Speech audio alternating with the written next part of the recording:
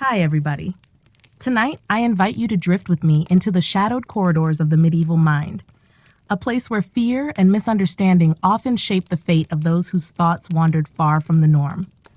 This is a tale of how, in times when darkness often outweighed reason, those we now call mentally ill were seen, treated, and hidden away, sometimes with kindness, more often with cruelty, and always with a fearful awe of what lay beyond the grasp of ordinary men.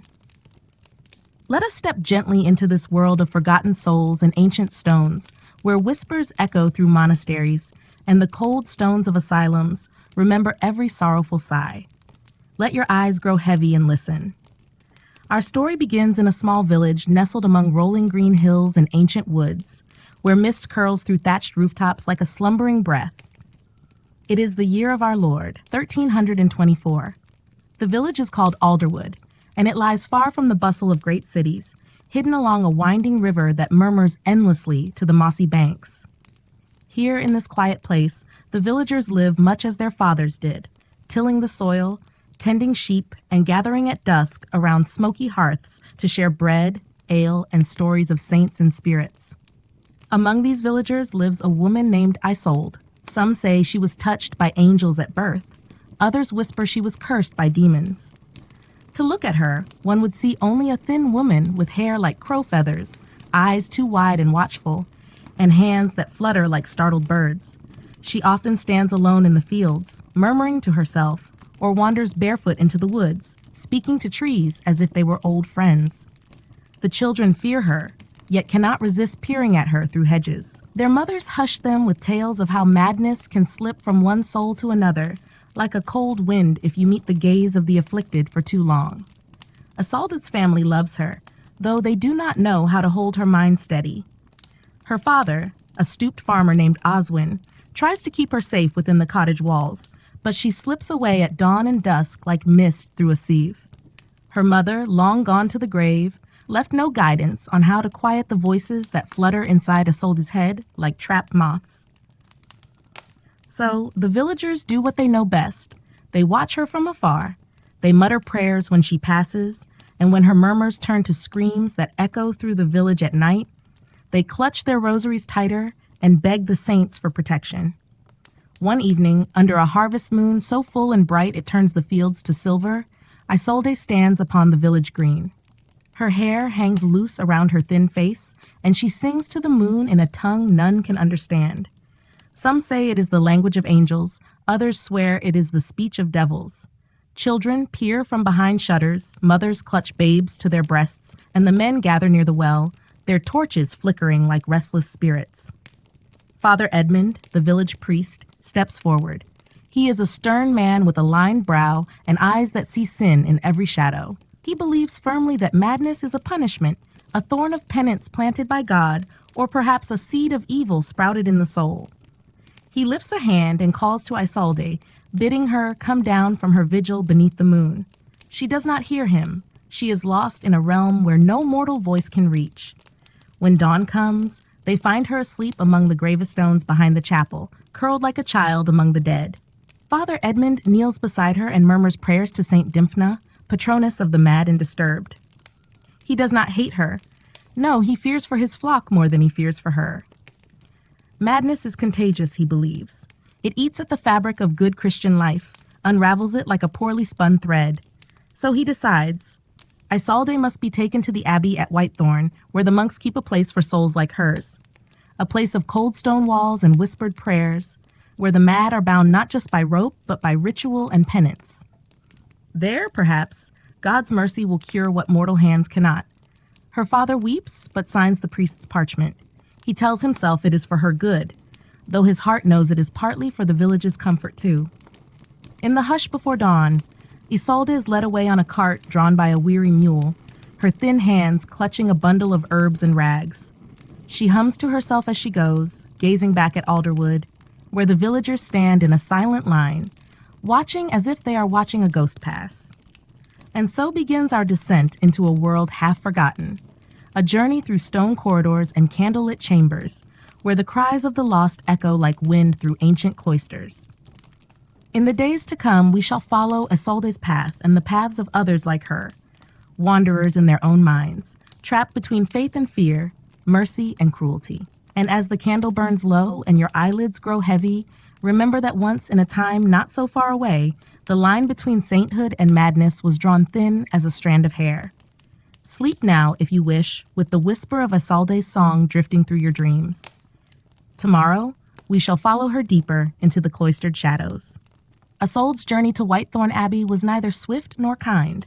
The cart wheels groaned over rutted tracks as dawn bled into pale day, and the sun rose behind a veil of drifting mist. Beside her sat Brother Alaric, a young monk with gentle eyes and a voice so soft it seemed borrowed from the hush of the forest itself. He had been sent by Father Edmund to see the girl safely delivered into the care of the abbey's keepers. Isolde sat swaying, her bare feet tucked beneath her dark hair tangled with brambles gathered in her nightly wanderings. She did not speak to Alaric, nor did she meet his eyes. Instead, she whispered to the passing trees, naming them in her secret tongue, elm, ash, oak, elder, each greeted like an old friend who might shelter her if only she could slip from the cart's rough wooden bed. Brother Alaric watched her from the corner of his eye. He had been told she was dangerous, a vessel for unclean spirits, but to him she seemed no more than a fragile bird, too light for this heavy world. He wondered if the abbey would help her or simply hide her away behind cold stone walls and endless prayers. Yet he held his tongue, for it was not his place to question the will of God or the commands of his elder brethren. They stopped at midday beneath a great chestnut tree. Alaric offered Isolde a crust of brown bread and a clay cup of water drawn from a nearby stream. She took them silently, dipping her fingers into the cup and watching the droplets slip between her hands as though she were sifting moonlight. She ate little, more interested in the tiny beetle crawling across her sleeve than in the bread that crumbled between her fingers. When they resumed their journey, Alaric took up a hymn in a low voice, a chant of St. Dymphna's mercy. He hoped its gentle cadence might soothe her restless mind. Isolde listened, her head tilting like a curious doe, but whether the hymn reached her thoughts, he could not tell. As the sun sank westward and shadows lengthened like fingers grasping at the fading day, they came at last upon Whitethorn Abbey. Its walls rose stark and pale against the dusk, a fortress of prayer and penitence. Ivy clung to its stones, and ravens circled the high bell tower, their cries cutting through the hush of approaching night. At the gate, Brother Alaric pulled the mule to a halt and climbed down. He spoke softly to Isolde, bidding her come with him. She did so without struggle, stepping lightly onto the cold, hard earth. Her bare feet left faint prints in the mud, small ghosts that vanished almost as soon as they were made.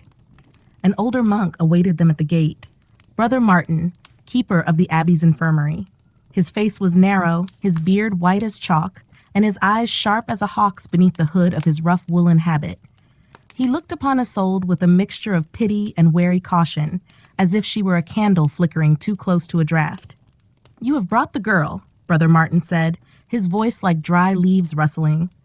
"Yes, brother," Alaric replied, bowing his head. "From Alderwood, as Father Edmund bade." Brother Martin stepped closer to Isolde. She stared past him at the flickering torch mounted on the wall beside the gate.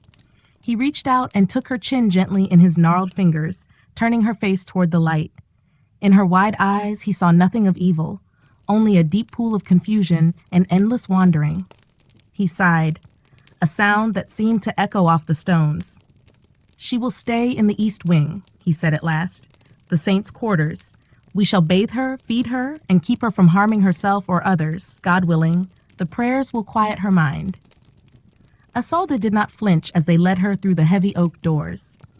The abbey's cloisters closed around her like the pages of a book snapping shut, sealing her within a world of whispered psalms and candle smoke. She passed through the cloisters with her head tilted to the vaulted ceilings, eyes tracing the carved saints who peered down from stone alcoves. Some were kind-eyed, some severe, all silent. Brother Martin led her down a narrow passageway to a small cell, bare walls, a single straw pallet, a wooden crucifix nailed above the door. A single candle flickered on a low table, its flame bending in the draft that crept beneath the thick door. He gestured for her to sit. She did, folding her legs beneath her like a child at prayer. Brother Alaric lingered at the threshold, his fingers wrapped around the cord of his robe. He wished to speak, to offer her some word of comfort, but no words came. He knew, as did Brother Martin, that within these walls, comfort was a luxury given sparingly and only to those who earned it through unwavering obedience and silent suffering. Outside her cell, the abbey bells tolled the hour of vespers. Monks in dark habits drifted through the passage like shades, murmuring Latin prayers that rose and fell like the wind through ancient branches. Isolde turned her head to the sound, listening, her lips moving as if to echo their words, though what she whispered was not Latin but her own private litany, a prayer in a tongue lost long before her birth. Brother Martin closed the door softly, sliding the wooden bolt into place. The sound was final, yet strangely gentle, like the closing of a coffin lid that keeps the world's noise at bay. Isolde lay back on the pallet, her fingers tracing the rough weave of the blanket. She stared at the ceiling where shadows danced in the candle's flicker, shapes that her restless mind folded into birds, beasts, and forgotten saints who smiled kindly upon her troubled dreams. And so the first night passed at Whitethorn Abbey, a place where prayers were as cold and constant as the stones themselves, and where souls like Isolde's wandered the long corridors in search of mercy or madness or something that felt like peace. When dawn broke over Whitethorn Abbey, its pale light spilled through the narrow slit of Isolde's cell window, tracing a line across her closed eyelids.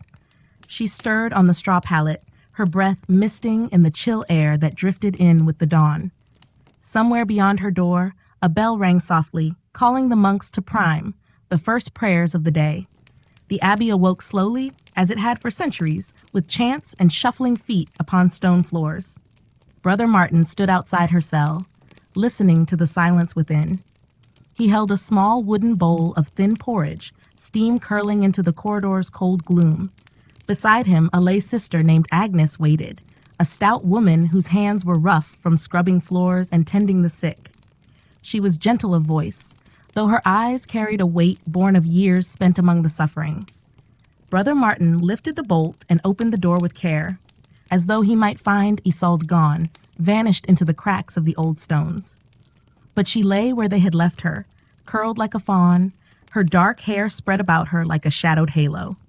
At the creak of the door, she opened her eyes, slow and watchful, the way one might peer through reeds at the edge of a hidden pool. "Good morning, child," Brother Martin said, his voice softer than his face betrayed. He nodded to Sister Agnes, who stepped forward and knelt to offer the bowl. Isolde sat up slowly.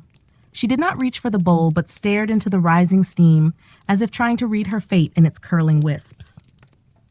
Sister Agnes spoke gently, coaxing her to eat, breaking off small pieces of coarse bread to dip into the porridge. At last, Isolde took a piece between her fingers. She did not lift it to her mouth, but pressed it to her lips, as if to feel its warmth more than to taste it. When the meal was done, such as it was, Sister Agnes gathered the bowl and bread crusts. She moved to draw a comb through Isolde's tangled hair, but the girl flinched back, her wide eyes darting to the shadowed corners of the cell. Brother Martin raised a calming hand. "Leave her be for now, sister," he murmured. "She will come to trust us in time, God willing." He said this more for Agnes than for himself. Deep within, Martin knew that trust was a fragile thing here. Some found it, some did not. Some never spoke again after the door closed behind them. Later that day, Isolde was led, barefoot and silent, into the abbey's herb garden. It lay within high cloister walls, a small square of green among the gray, where rosemary and lavender pressed against the cold stone, and the scent of sage mingled with damp earth. Here, the mad and disturbed were often set to work, pulling weeds, trimming herbs, or simply sitting in the sun when the weather was kind. Brother Alaric found her there, kneeling in the loam with her fingers buried among the roots of the rosemary. She did not look up when he approached, though he greeted her softly. He knelt beside her, the hem of his robe soaking in the damp soil. Together, they sat in silence, broken only by the hush of the wind and the distant drone of the monks chanting in the chapel beyond the garden walls. Alaric watched her hands. They moved with care, lifting dead leaves, pressing a fallen blossom to her nose. He wondered what she saw in this small patch of life, what shape the world took within her troubled mind. Did she see the same sun he did, the same drifting clouds? Or did her mind paint a realm far removed where roots whispered secrets and petals sang her name? When she did speak, it startled him. Her voice was small, a reed-thin murmur. "Do they hear me?" she asked, her gaze fixed on the soil. "Who, child?" Alaric asked gently. She lifted her eyes, so dark they seemed almost to swallow the light. "The roots," she said. "They listen when I speak. They know where the water hides." Alaric did not laugh, nor did he chide her for nonsense as Brother Martin might have done. Instead, he nodded, his own fingers brushing the rosemary's silver-green leaves. "Perhaps they do," he said. "God's creation listens in ways we do not understand." For a moment, Isolde's lips curved, almost a smile, though fleeting as the flutter of a moth's wing. Then she turned back to her work, humming under her breath a tune that made no sense to him, yet seemed to soothe the restless wind that stirred her hair. When the bell tolled for sext, the midday prayer, Alaric rose and offered his hand to her. She looked at it, then past it, her eyes drifting over the cloister wall where ivy climbed like a green tide. Without taking his hand, she rose on her own, brushing dirt from her gown. Together they walked back through the cloisters, her bare feet silent on the cold stones, Alaric's steps echoing beside hers. Within the abbey, monks passed them without pause, eyes averted. Some crossed themselves as they went by, whispering prayers under their breath. To them, Isolde was a vessel of brokenness, a reminder that sin or devilry could reach even the most innocent, should God turn his face away. Yet in Alaric's heart, a quiet seed of doubt took root. Was this truly madness, or simply a spirit too tender for this hard world? As dusk fell once more upon Whitethorn, Isolde lay again upon her narrow pallet. The candle beside her guttered low, its flame dancing shadows across the rough stone. Beyond her door, the abbey settled into the hush of night, its ancient walls murmuring with the prayers of the devout and the restless sighs of those who wandered their own minds. In sleep, Isolde dreamt of roots that wound through the dark soil, of voices hidden in the hush beneath the earth. And somewhere in that secret place, a thin thread of hope tugged at the corner of her dream, soft as a promise, fragile as spring's first blossom in the frost-bound garden of her mind. The days at Whitethorn Abbey settled around Isolde like a rough woolen cloak, heavy, scratchy, and impossible to shrug off. Each dawn broke with the tolling of bells and the slow shuffle of sandaled feet through cold passageways. Prayers rose and fell like the wind that rattled the high windows, and always there was the hush of whispered Latin, the scent of burning tallow, and the murmur of secrets that no wall could truly keep. In the weeks that followed her arrival, Isolde's world shrank to the shape of her cell, the garden, and the dim corridors that led her from one to the other under watchful eyes. Brother Martin kept his promise. She was fed, clothed in a coarse gray robe, and given a simple task each day. Some mornings, she sat in the scriptorium, sorting parchments under the stern gaze of Brother Anselm, whose ink-stained fingers drummed the table when she hummed too loudly. Other days, she worked in the herb garden, her hands finding comfort in the damp earth and the soft sigh of lavender pressed between her palms. Yet even this small freedom was fragile. The abbey's rules were iron, its stones unyielding. There were other souls like Isolde within these walls, men and women whose minds slipped sideways like startled deer. Some wept for hours in the night. Their voices, muffled by thick doors and heavy bolts, drifted like sorrow through the cloisters. Others sat silent in the garden, eyes fixed on the sky as if waiting for some word or sign that never came. One of these was Thomas, a young man whose hair had turned white before his 31st winter. He had once been a scribe in a distant cathedral, they said, but a fever had left him seeing visions, bright wings and burning wheels, angels that whispered secrets too heavy for his frail mind. Now he sat each day on a low bench beneath the old yew tree in the garden, scratching lines into the dirt with a broken twig. Isolde often watched him from her patch of rosemary and sage, fascinated by the shapes he traced, spirals and circles, letters that danced out of order like a drunken prayer. One afternoon, as the sun dipped behind the abbey walls and the garden shadows grew long, Isolde rose from her planting and crossed to where Thomas sat. He did not look up as she approached. His finger traced another circle in the earth, round and round until the mark blurred beneath his nail. She crouched beside him, her thin fingers mirroring his motion, drawing her own circle beside his. For a moment, they worked side by side in silence, two broken souls etching secret prayers into the soil. Then Thomas spoke, his voice dry as old parchment. "Do you hear them too?" he asked, not looking at her. Isolde tilted her head, considering his question. The breeze lifted her tangled hair, carrying the sharp scent of crushed thyme. "Sometimes," she said at last, "they whisper in the roots." Thomas nodded as if she had confirmed a truth long suspected. He drew another circle, smaller this time, inside the first. His hand trembled as he worked. "They tell me of the wheels," he murmured. "Wheels of fire and eyes that do not close. They watch me when I sleep." Isolde's gaze drifted to the yew's gnarled branches above them.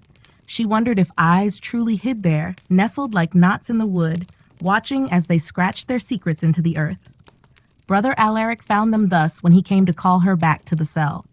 He paused a moment, unseen, and watched the pair. Thomas bent over his spirals. Isolde crouched beside him like a woodland spirit sprung from the hedgerows. Something in the sight caught at his chest, a strange ache that mingled pity with a helpless kind of reverence. When he stepped closer, the spell broke. Thomas's hand stilled. He turned his head and blinked at Alaric, his eyes clouded but calm. Isolde rose slowly, brushing dirt from her knees, and took Alaric's offered hand this time. A small trust, but a trust all the same. He led her back through the cloister as dusk bled into night. Overhead, bats wheeled against the darkening sky, their wings whispering secrets older than the abbey stones.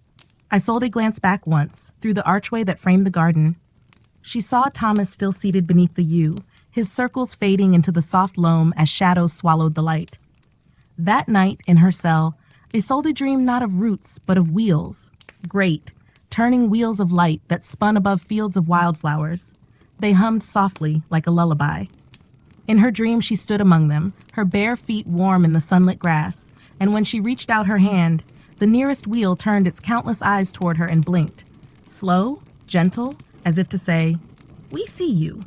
We know you." She woke before dawn, her thin blanket tangled about her like a net. The candle had burned low, leaving only a stub of wax and the faint smell of smoke. Beyond her door, the first bell of the day began to toll, slow, steady, a reminder that the world of stone and prayer waited, and that even dreams must bow before the waking hour. Yet as she lay there in the gathering light, Isolde wondered if the wheels still turned somewhere beyond the cold walls, wheels that neither Brother Martin's stern prayers nor the Abbey's iron discipline could ever truly bind. And in that quiet space between dream and dawn, she let herself believe that, perhaps, the roots and the wheels and the whispers all belonged to her alone, a secret garden hidden where no bolt could ever reach. By the time summer's warmth curled its golden fingers around Whitethorn Abbey, the days had grown longer, yet inside its thick walls, time moved as slow and heavy as ever. The sun could not reach every shadowed corridor, nor warm the cold stone beneath Isolde's bare feet. And though the world outside sang with birdsong and buzzing bees, within the cloister, only murmured prayers and the distant tolling of bells broke the hush. Isolde's days settled into a quiet rhythm, drawn out like threads on a loom she could not see. Each morning, Sister Agnes came to her cell with a bowl of broth or porridge. Some days, Isolde would eat, peering into the bowl as though hoping to glimpse secrets hidden in its pale surface. Other mornings, she let the food cool untouched, lost instead in the shifting shadows cast by the narrow window's slant of sun. Brother Alaric continued to watch over her, quietly, gently, in ways that did not feel like the iron of Brother Martin's gaze. He walked with her in the herb garden, guiding her hands when they trembled too much to tie the gathered sage into neat bundles. He spoke softly of the saints and their miracles, of the Virgin's mercy, of Saint Dymphna, who, they said, watched over troubled minds like Isolde's.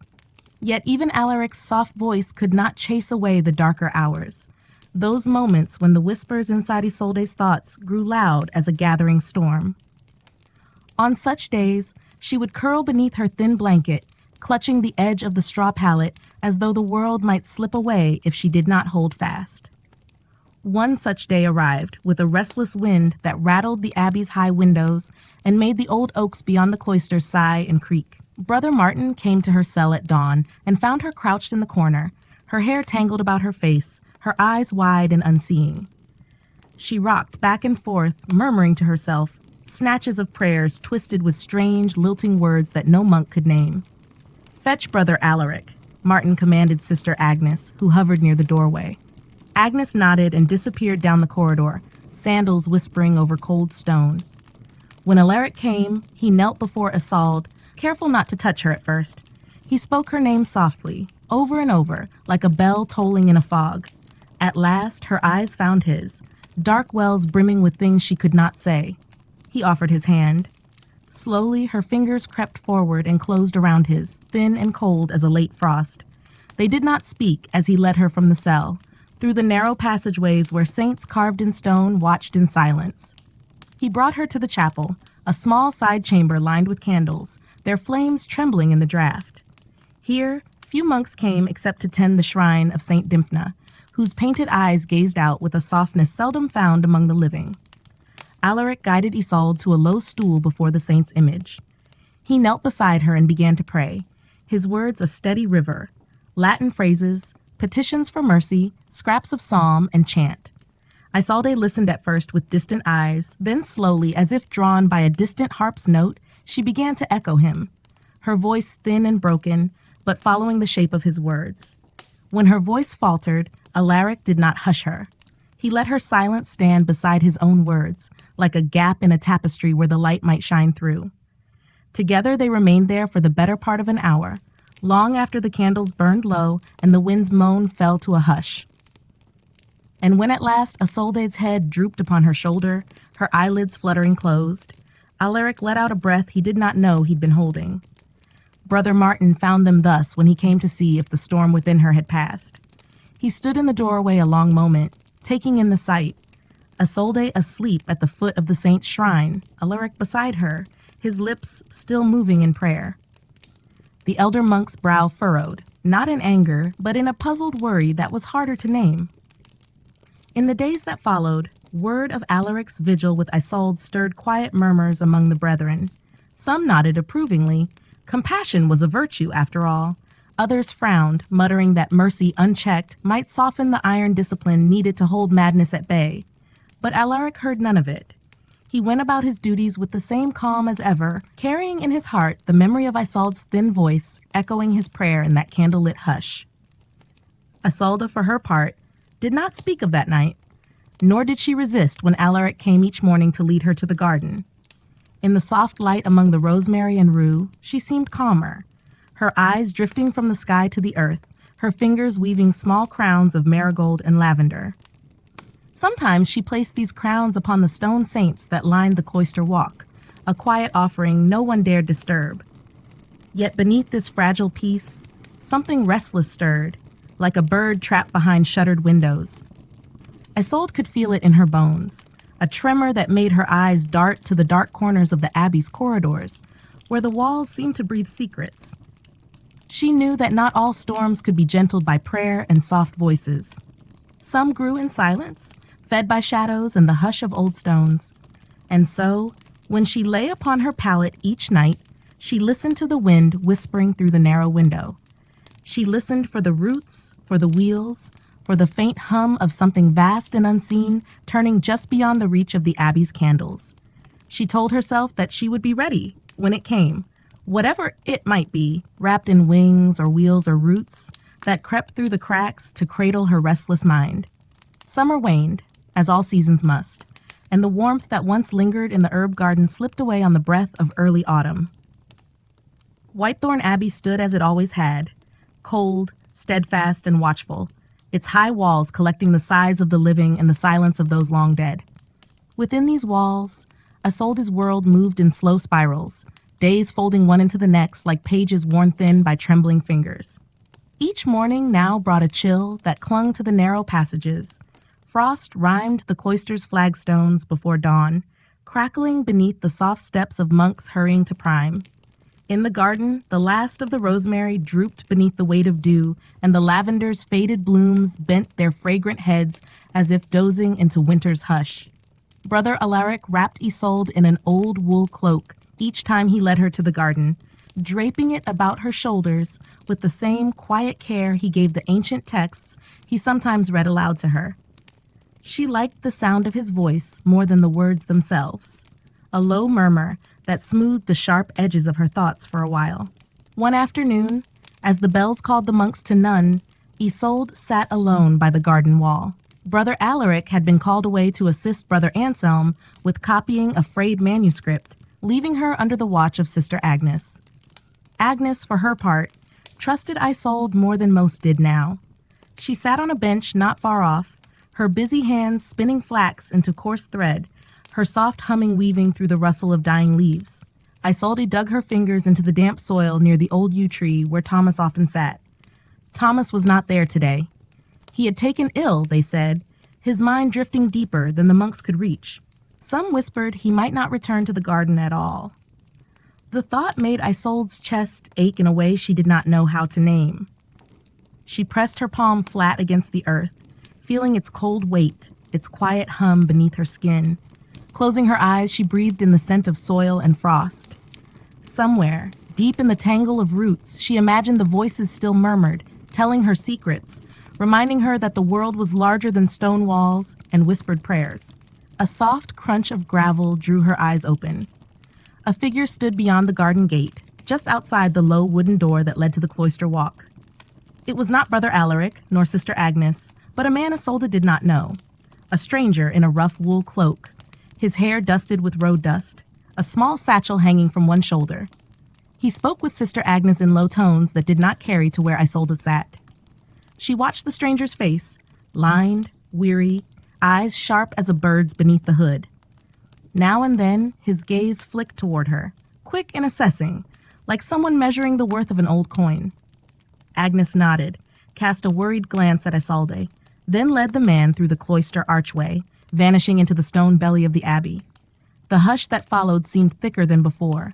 The garden, empty of Brother Alaric's soft voice or Thomas's spirals in the dirt, felt suddenly smaller, like a box with its lid shut tight. That night, Sister Agnes brought Isolde her supper as usual, a thin stew and a crust of rye bread. She set the bowl on the low table and lingered, her hands folded before her apron. The candle flame flickered between them, throwing Agnes's round face into soft relief. "Eat well tonight, child," Agnes said after a moment, her voice low and careful. "Winter comes early this year. You must keep your strength." Isolde did not answer, only watched the older woman's eyes. There was something hidden there, a worry Agnes could not bury beneath her gentle smile. When the sister left, sliding the bolt home behind her, Isolde sat cross-legged on her pallet, the untouched bowl cooling in the candle's glow. She listened, not for the clatter of spoons in the kitchen, nor for the monk's footsteps echoing along the cloister, but for the deeper hum that always waited, low and patient, like water whispering under frozen ground. Later, when the bells tolled Compline and the abbey settled into its restless hush, Isolde drifted into half-sleep. She dreamed of the stranger's eyes, sharp, watchful, filled with questions she did not understand. She saw Thomas too, but he was no longer beneath the yew. Instead, he stood at the far end of the garden, his white hair tangled with twigs and dead leaves, his fingers tracing spirals on the gate that would never open for him again.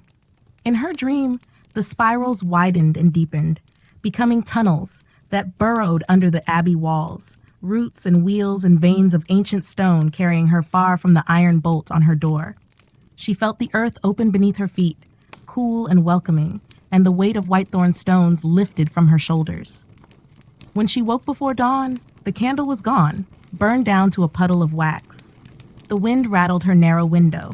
Somewhere in the darkness, footsteps echoed, slow, deliberate, carrying the promise of something new, or perhaps something old, come back to claim what had always been waiting.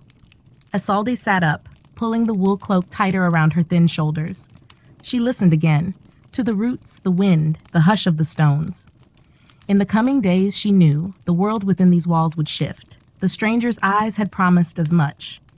And in the secret garden of her mind, she felt the roots stir, ready to creep outward through every crack they could find. Morning arrived, gray and reluctant, spilling thin light through the narrow slit of Isolde's window. She sat awake long before the bell tolled prime. the wool cloak wrapped tight around her shoulders, her bare feet tucked beneath her on the straw pallet. She did not touch the crust of bread Sister Agnes had left the night before. Hunger had become a distant thing, like a voice calling through thick walls, easy enough to ignore. Outside her door, the abbey stirred to life. Monks shuffled along the corridors, sandals whispering over cold stone. Somewhere a door creaked open, the scent of burning tallow drifting in with the draft. Voices rose in soft chant, the Latin words curling like smoke around the arches high above the cloister. Whitethorn Abbey breathed as it always did, slow, patient, carrying its secrets from one dawn to the next. Brother Alaric came to her cell at first light, his hair still damp from the cold wash at the fountain. He carried a small bundle, a clean robe, a comb of carved ash wood, and a thin strip of linen for her hair. When he stepped inside, he found her already standing, waiting beside the narrow window where frost feathered the glass. "Peace be with you, Isolde," he murmured, setting the bundle on the low table. He noted the untouched bread, the hollowness beneath her eyes that no sleep seemed able to fill. She did not speak, but watched him in silence, her dark gaze fixed on his face as if trying to read a word hidden beneath his skin. "Today," Alaric said, "there is a visitor who wishes to see you." Still, she said nothing. He saw the flicker in her eyes, though, a ripple of knowing, like the shiver of wind through dry grass. He helped her wash in the small basin, combed the tangles from her dark hair with slow, careful strokes. When she flinched at a knot, he paused, whispering a prayer under his breath until her shoulders eased again. He tied the linen strip around her head, smoothing her hair back from her brow. In that moment, she looked like the young woman she might have been in another life. Simple, solemn, untouched by the murmur of roots or wheels or whispered saints. When she was ready, he led her through the narrow passageways, their footsteps echoing in the half-light. They passed monks bent over books, candles guttering low beside parchment crowded with careful script. A pair of lay brothers paused to watch her pass, their eyes flicking from Alaric to the thin figure at his side. She felt their gaze, but she did not meet it. Her eyes drifted always to the high windows, the shadows in corners, the small cracks in ancient stone. They reached the abbot's hall, a chamber seldom visited by those like Isolde. Brother Martin waited within, standing near a heavy oak table that bore a single iron candle holder, its flame trembling in the draught that leaked through the ill-fitted shutters.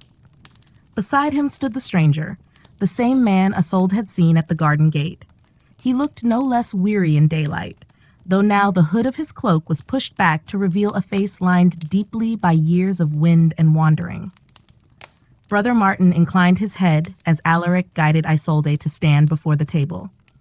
He folded his hands within his wide sleeves, his eyes sharp beneath the white fringe of his brows. "Isolde," he said, voice clipped but not unkind. "This is Brother Hugh. He has come from St. Brigid's, far to the north. He is learned in the care of those such as yourself." Brother Hugh did not smile, but neither did he look upon her with the cold caution so common here. His eyes searched her face, resting briefly on the faint bruises beneath her eyes, the way her fingers twitched against the wool cloak.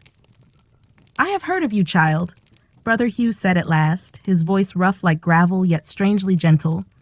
"Your priest at Alderwood wrote to my order when first you were sent here." At this, Isolde's lips parted, though whether in question or protest, no sound emerged.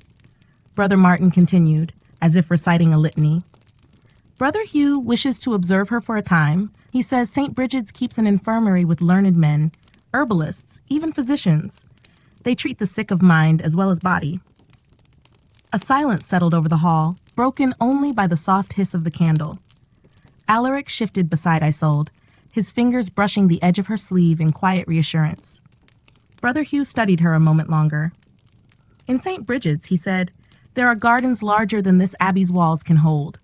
There are other women, like you, who tend them, and brothers who know the old remedies, herbs to calm the storms that trouble your sleep." Isolde's eyes flicked from Hugh to Alaric, then to Martin. She did not know these gardens, nor the names of the herbs that might quiet the roots in her mind. But in Hugh's voice, she heard something she had never heard in Martin's stern pronouncements or the frightened prayers of Alderwood's folk. A promise that the restless thing inside her might not be a curse to be locked away, but a wound that could be tended, a flame that could be gentled rather than smothered. Brother Martin's sigh broke the hush. He looked at Alaric, the lines of his face softened by a weariness older than his years. "It is not my wish to send her away," he murmured. "But perhaps the Abbey is not the place for her mind to heal." Alaric said nothing. He only nodded once, slowly, his eyes never leaving Isolde's. Brother Hugh stepped closer, careful not to reach for her too quickly. "Would you come with me, Isolde?" he asked. "To St. Bridget's? To gardens wider than the walls? To air that does not press so heavy on your chest?" She did not answer in words. Instead, her gaze drifted past him, beyond the flicker of the candle, to where the cracks in the wall ran like slender veins toward the roof beams. And in that secret place within her mind, the roots stirred, uncertain, restless, but reaching nonetheless for any crack that led outward. She looked at Brother Hugh then, her voice barely more than breath. "Do the roots grow there too?" Brother Hugh's eyes softened. "Yes, child," he said, "and they are well tended." At that, a faint smile touched the corners of Isolde's mouth, a fragile thing, yet bright as the first snowdrop pushing through winter's last crust of ice. And though no bolt had yet been drawn, no gate yet opened, the roots in her thoughts crept onward, winding through the stones of whitethorn, seeking the gardens that waited beyond the Abbey's cold embrace.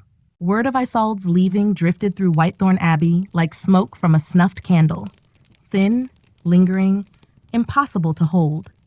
It slipped through the cloisters and scriptorium, wound its way through the whispers of lay brothers polishing candlesticks, and settled at the edges of half-finished prayers murmured behind closed doors. Some met the news with relief, grateful to see the strange girl with her murmured riddles and moonlit wanderings gone from their ordered days. Others crossed themselves, whispering quiet hopes that St. Bridget's gardens might tame what Whitethorn's cold stones could not. Brother Alaric felt none of this relief. Instead, he moved through his duties that day with an ache beneath his ribs, a quiet morning he did not know how to confess.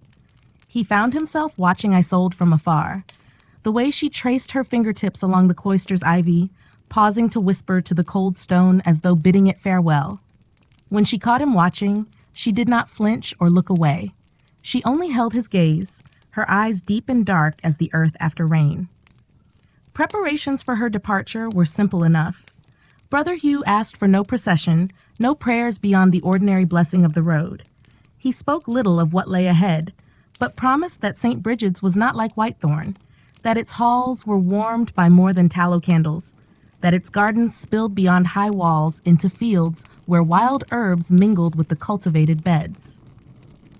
Sister Agnes came to Isolde's cell that evening with a clean linen shift and a soft wool cloak, finer than the coarse gray she had worn all these months. She helped her dress by the flicker of a single candle, her fingers quick and sure as she smoothed the folds of cloth and tied the simple cord at Isolde's waist. When she was done, Agnes lingered, brushing a stray lock of dark hair from Isolde's brow. "You will mind, Brother Hugh," she said softly. "He has a good heart, and the Lord's wisdom besides." Isolde said nothing. She sat on the pallet, staring at her palms as if reading some message left there in the lines of her skin. Agnes pressed a small parcel into her hands, a bit of rough bread, an apple wrapped in linen, a sprig of dried rosemary tied with thread. "So you remember Whitethorn's garden," Agnes whispered. Isolde looked up then, her lips parting as if to speak, but the words dissolved before they could find breath. Instead, she reached out and touched the older woman's cheek. Just once, a fleeting graze of cold fingers against warm skin. It was the only farewell she offered.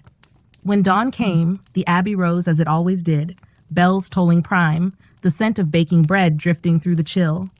Isolde stood at the main gate beside Brother Hugh, the coarse frost of morning clinging to the hem of her cloak. Brother Martin came to see them off, his breath clouding in the sharp air. He spoke no grand benediction, only rested his hand upon Isolde's head for a heartbeat, his voice low and uncertain. "Go with God, child," he murmured. "May Saint Dymphna watch your steps." Brother Alaric stood a pace behind, his hands folded into his sleeves to hide their tremor. When Isolde turned to him, he met her gaze and tried to summon a smile. But it caught somewhere behind his ribs, tangled in the knot that had grown there since Brother Hugh first stepped through Whitethorn's gate. He stepped forward, slipping something small into her palm, an iron nail, worn smooth by years embedded in the abbey's ancient doorframe. "A piece of whitethorn to carry with you," he said, his voice a hush. "Should you lose your way, hold it tight. Remember the stones that kept you safe, even when they could not set you free." Isolde curled her fingers around the nail, feeling its cold bite against her skin. She did not speak, but her eyes softened, the shadowed depths flickering like candlelight at the turn of dusk. Brother Hugh gave a quiet word of thanks, then turned the mule cart toward the frost-rimmed road that led north, beyond the woods and the marshes, toward St. Bridget's promised gardens. Isolde climbed up beside him, her feet bare beneath the hem of her cloak, her bundle of bread and rosemary resting in her lap. The gate creaked open.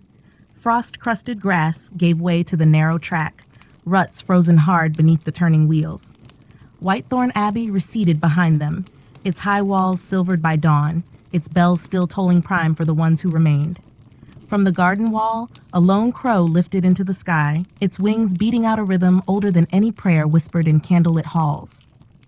Isolde sat straight-backed on the cart's rough bench. Her eyes traced the road ahead, the tangle of bare branches that clawed at the gray sky. Beneath her cloak, she held the iron nail tight, feeling its cold press into her palm. In her mind, the roots stirred, stretching, testing the soil of this new path. And though the wind cut cold across her cheek, she let it wash over her, unflinching, her breath rising like mist to meet the dawn.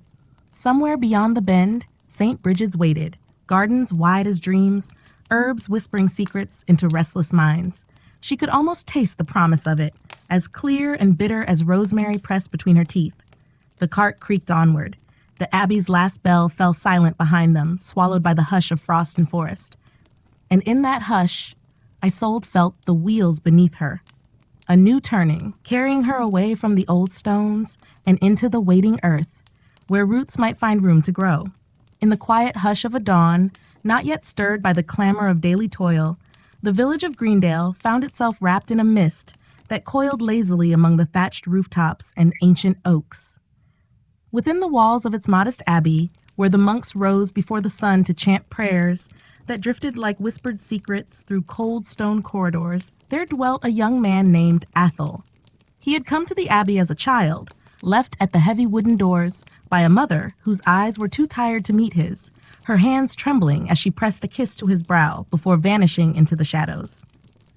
Athol was not like the other novices. While the others moved through their duties with quiet obedience, Athol's mind wandered far beyond the iron-bound gates. He would stand in the orchard, staring into the canopy as if listening to voices hidden among the branches. Sometimes he spoke back, his lips shaping words no one else could hear. The brothers, gentle and patient as they were, began to regard him with a cautious reverence. They called his drifting mind a burden, a sadness visited by the saints, perhaps a sign of suffering that only God could lift. In the days when Athol's restlessness grew stronger, Father Oswin, the abbey's prior, would sit beside him in the scriptorium where Athol was meant to copy texts. Instead, the parchment before him filled with swirling symbols and shapes that made no sense to any eye but his own. Oswin, a kindly man with a beard like tangled wool, would watch him scribble and say softly, "Your thoughts run ahead of your quill, dear child.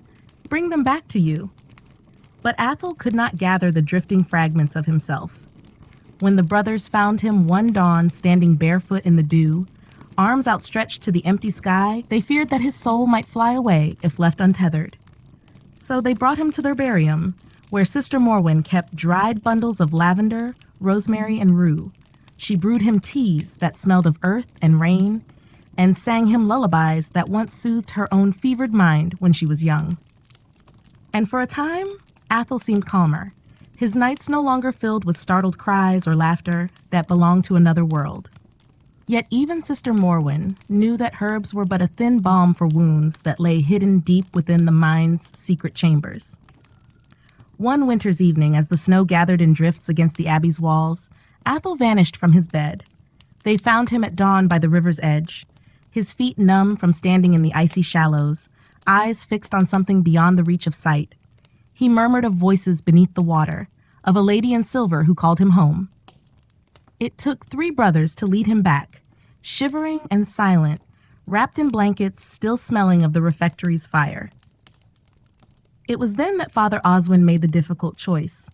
Word was sent to the bishop's manor, asking for guidance on how best to care for a mind so fragile and so fierce in its wandering. The bishop's reply came with the frost, an order that Athol be taken to the Priory Infirmary in the neighboring town of Alderwick, where those afflicted by madness were sometimes given over to the care of the brothers hospitaller. They would know, it was said, how to calm the demons of the mind, or at least keep them from spreading their restlessness among the healthy. The journey to Alderwick was a quiet one. Athol rode in a small cart lined with straw and heavy blankets. Brother Everard, who had once been a soldier before taking his vows, sat at his side, murmuring prayers whenever Athol stirred and tried to climb down to greet imagined shapes drifting alongside the road. Villagers they passed crossed themselves, eyes averted, for the sight of madness on the move was unsettling, a reminder that the mind's walls could crumble for any soul at any time. When they arrived at the priory, Athol was led through cold corridors echoing with muffled sobs and whispers. The infirmary was not cruel, not like the dark tales told of distant asylums where the deranged were chained in cells. Here, the afflicted were watched and tended, given simple tasks, plain food, and beds by windows that overlooked quiet gardens. Yet even here, Athol's wandering mind set him apart. He spoke of voices in the orchard that followed him here, of shadows that crept along the stone floors at dusk. The brothers hospitaller took to binding his wrists at night with soft cloth, not out of cruelty, but to keep him from harming himself as he thrashed in dreams. They dosed him with poppy milk when his cries grew too sharp for the halls to bear. Sister Morwen's dried herbs arrived by courier, tied with scraps of linen and notes that offered gentle hope. But the poppy's embrace was stronger than any leaf or blossom. In its hush, Athol's mind drifted further, floating between waking and sleep, like a leaf caught on a slow-moving stream. The other patients watched him with wide eyes. Some feared him, whispering that he was touched by spirits. Others envied the worlds he saw, so vivid and strange compared to the walls that hemmed them in. Brother Everard stayed for a fortnight before returning to Greendale, leaving behind a small carved cross to hang above Athol's narrow bed. "Remember the orchard," he said before he left, pressing the charm into Athol's cool palm. "May you find your way back to it when the world is too loud." And so, among the quiet murmur of prayers and the soft shuffle of feet in endless corridors, Athol lingered. The brothers hospitaller did what they could, their care woven from compassion and a knowledge still in its infancy. They bathed him, fed him, spoke to him of scripture and salvation, and when the storms of his mind grew wild, they wrapped him in woolen blankets, sang psalms until his breathing slowed. Outside the priory walls, the world turned, seasons slipping by in a silent dance. Fields were tilled and harvested, candles burned low and were replaced, lives ended and began anew. Within, Athol drifted on the tide of his own thoughts, a soul untethered yet gently cradled by those who, in their limited wisdom, did what they could to soothe the suffering they barely understood. And in that small corner of Alderwick, where the scent of lavender sometimes mingled with the sharp tang of poppy milk, a flicker of something tender endured. A fragile testament to the care offered by those who believed that even the mind's deepest shadows deserved the soft light of mercy. Beyond the stone walls of Alderwick's Priory Infirmary, the village thrived in a quiet way, its cobbled lanes winding through cottages where hearth fires burned against the chill and gossip flickered like candle flames from door to door. Whispers of the priory's patients wove themselves into tales told over ale and bread, stories of souls touched by spirits, of minds that wandered where no sane man dared follow. To the villagers, these tales were caution and comfort both, reminders that madness was a fate that might visit any home if the saints did not stand guard. Inside the infirmary, Athol remained as ever, a drifting figure clad in coarse linen, eyes half lost in worlds unseen. Days bled into nights with the same soft hush, broken only by the rhythmic tread of the brothers hospitaller as they moved between beds, tending to those whose minds frayed at the edges. Brother Anselm, the youngest among them, had taken a quiet fondness for Athol. Anselm was still new to this place, where the suffering of the mind was as tangible as any broken bone. He would sit by Athel's bedside when duties allowed, reading aloud from the Psalms in a voice steady yet tinged with youthful hope. Sometimes, when the haze of the poppy milk loosened its hold, Athel would murmur back, his words weaving strange tapestries of orchard winds and silver rivers that no map could find. Anselm, wide-eyed with wonder, began to jot these words down on scraps of parchment, storing them beneath his pillow as if they might reveal some hidden wisdom when read in the hush before dawn. One evening, a soft rain drummed against the lidded windows, and the infirmary glowed with the flicker of oil lamps. Anselm brought Athel a small bowl of warm broth, coaxing him to drink, though most of it dribbled down his chin. Afterward, Anselm lingered, asking softly, "What do you see, Athel? Where do you go when your eyes look past me?" Athel's gaze drifted to the low beams of the ceiling, as though they were the branches of some faraway tree. His lips parted, voice hoarse. "She waits by the river," he whispered, each word a feather falling into the quiet. "She calls me home, where the orchard never ends." Anselm shivered, despite the warmth of the brazier. He did not ask who she was, some lost mother, a spirit, or merely the shape of Athel's longing given form by dreams. Instead, he squeezed Athel's hand, the skin cool and thin beneath his own. "Rest now," he murmured. "Dream kindly dreams." Yet not all who wandered these halls were as quiet as Athel. There was Madeline, a woman whose mind had unraveled after the loss of her child. She wept at dawn and screamed at dusk, her cries rising like a mourning dove's lament. The brothers restrained her gently when her grief turned to fury, when she struck out at the walls as if to break free into a world that might yet return her babe to her arms. Athel would watch her sometimes, his vacant eyes tracing the shadow she left behind as she passed his bed. In her sorrow, perhaps, he saw his own, unspoken yet heavy as stone. There was also old Piers, who spoke only in riddles, his beard wild as bramble, his laughter echoing through the corridors like a cracked bell. He and Athel shared a quiet kinship, though few noticed it. At times, they would sit together on a bench in the cloister garden, where the first shy buds of spring now peeked through the frost-bitten soil. They did not speak much. Words were too blunt an instrument for the delicate music that played in their minds. Instead, they shared a hush between them, broken only by Pier's sudden bursts of rhyme. Nonsense to most, but to Athel, perhaps, a language truer than any scripture.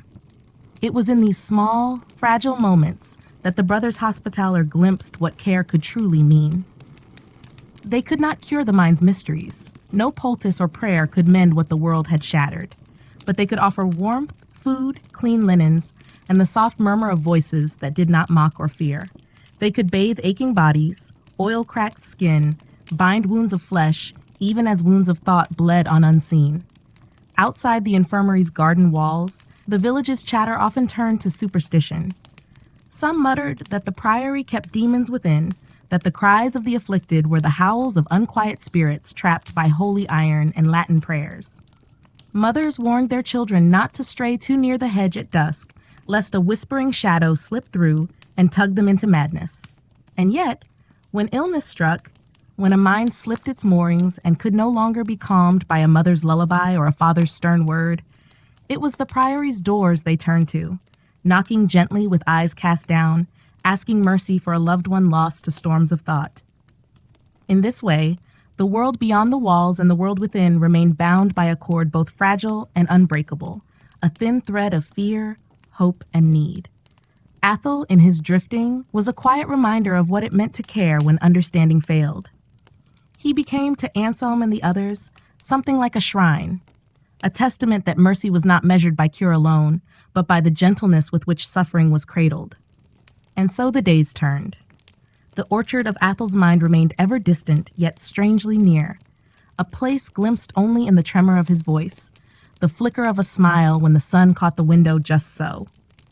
Anselm would write these glimpses down by candlelight, words no one else could decipher yet, which, to him, seemed like seeds planted in dark soil, seeds that might one day bloom into understanding of a mystery too vast for reason alone to contain. As spring crept closer, pushing winter's chill into memory, the garden began to stir with new life. Snowdrops nodded beneath the apple trees, sparrows darted through budding branches, and sometimes, When the wind sighed through the cloisters, it carried with it the scent of blossoms not yet born, echoes of an orchard that in Athel's mind had never ceased to bloom. In the soft hush of early spring, when dawn lingered longer at the window ledges and the garden's barren beds began to whisper of new life, a quiet unease settled over the Priory Infirmary. It came not with storm or plague, but with a man on horseback, his arrival heralded by the clatter of hooves on the cobbles and the low murmur of voices at the gate. He wore the bishop's colors on his cloak, a sign that his presence would bring more than the usual alms or blessings.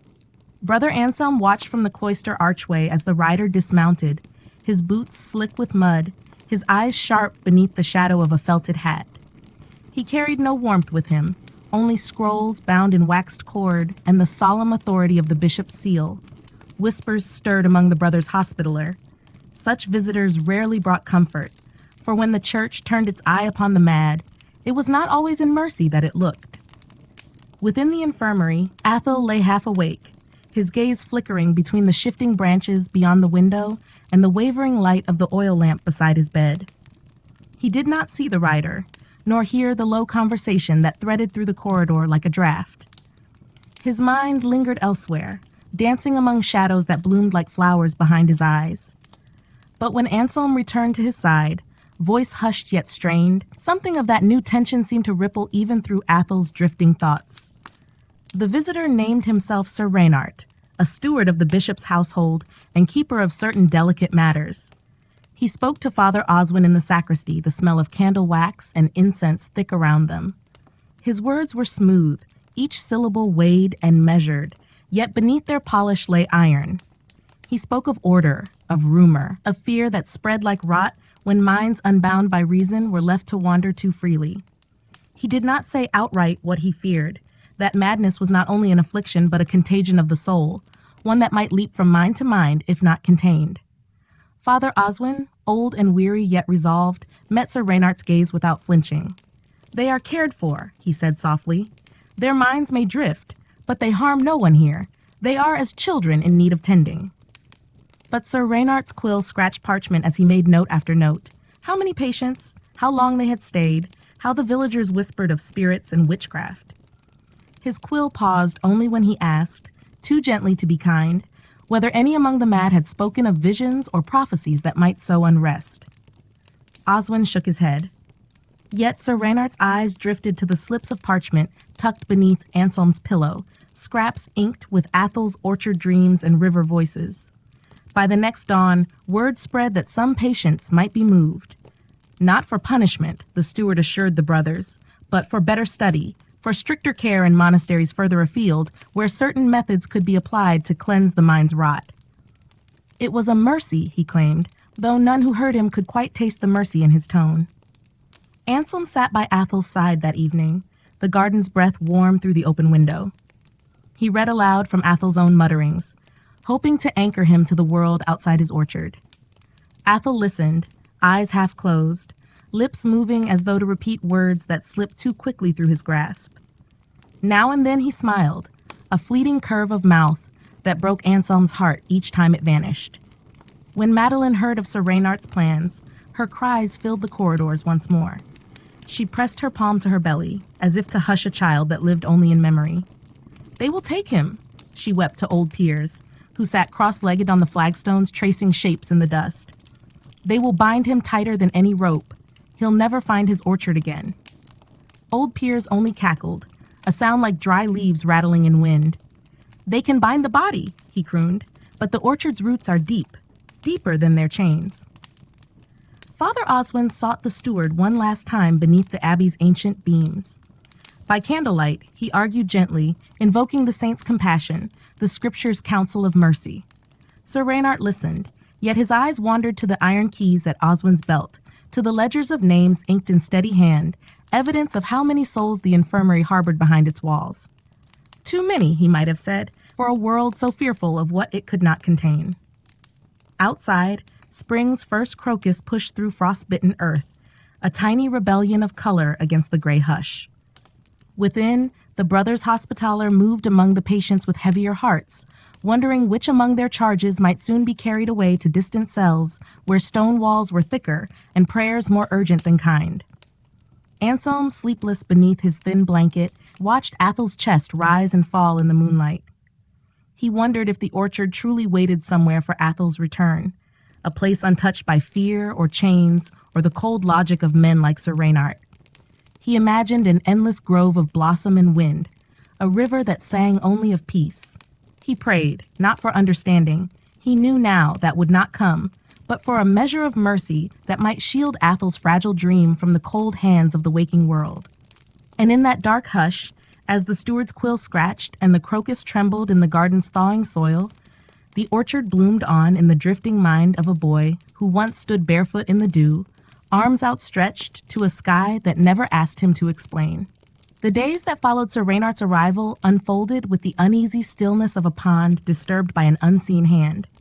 The rumor of removals hung in the corridors like a cold mist, seeping into whispered prayers and the gentle songs the brothers hummed to calm troubled minds. The patients felt it too, though few could name the dread that crawled along their spines when the steward passed by, his boots clicking on the flagstones like a judge's gavel. Athel drifted through these days as though untouched, yet in the corners of his eyes a flicker of restlessness stirred. An orchard wind gone sour, a river that no longer sang but whispered warnings beneath the hush of poppy milk.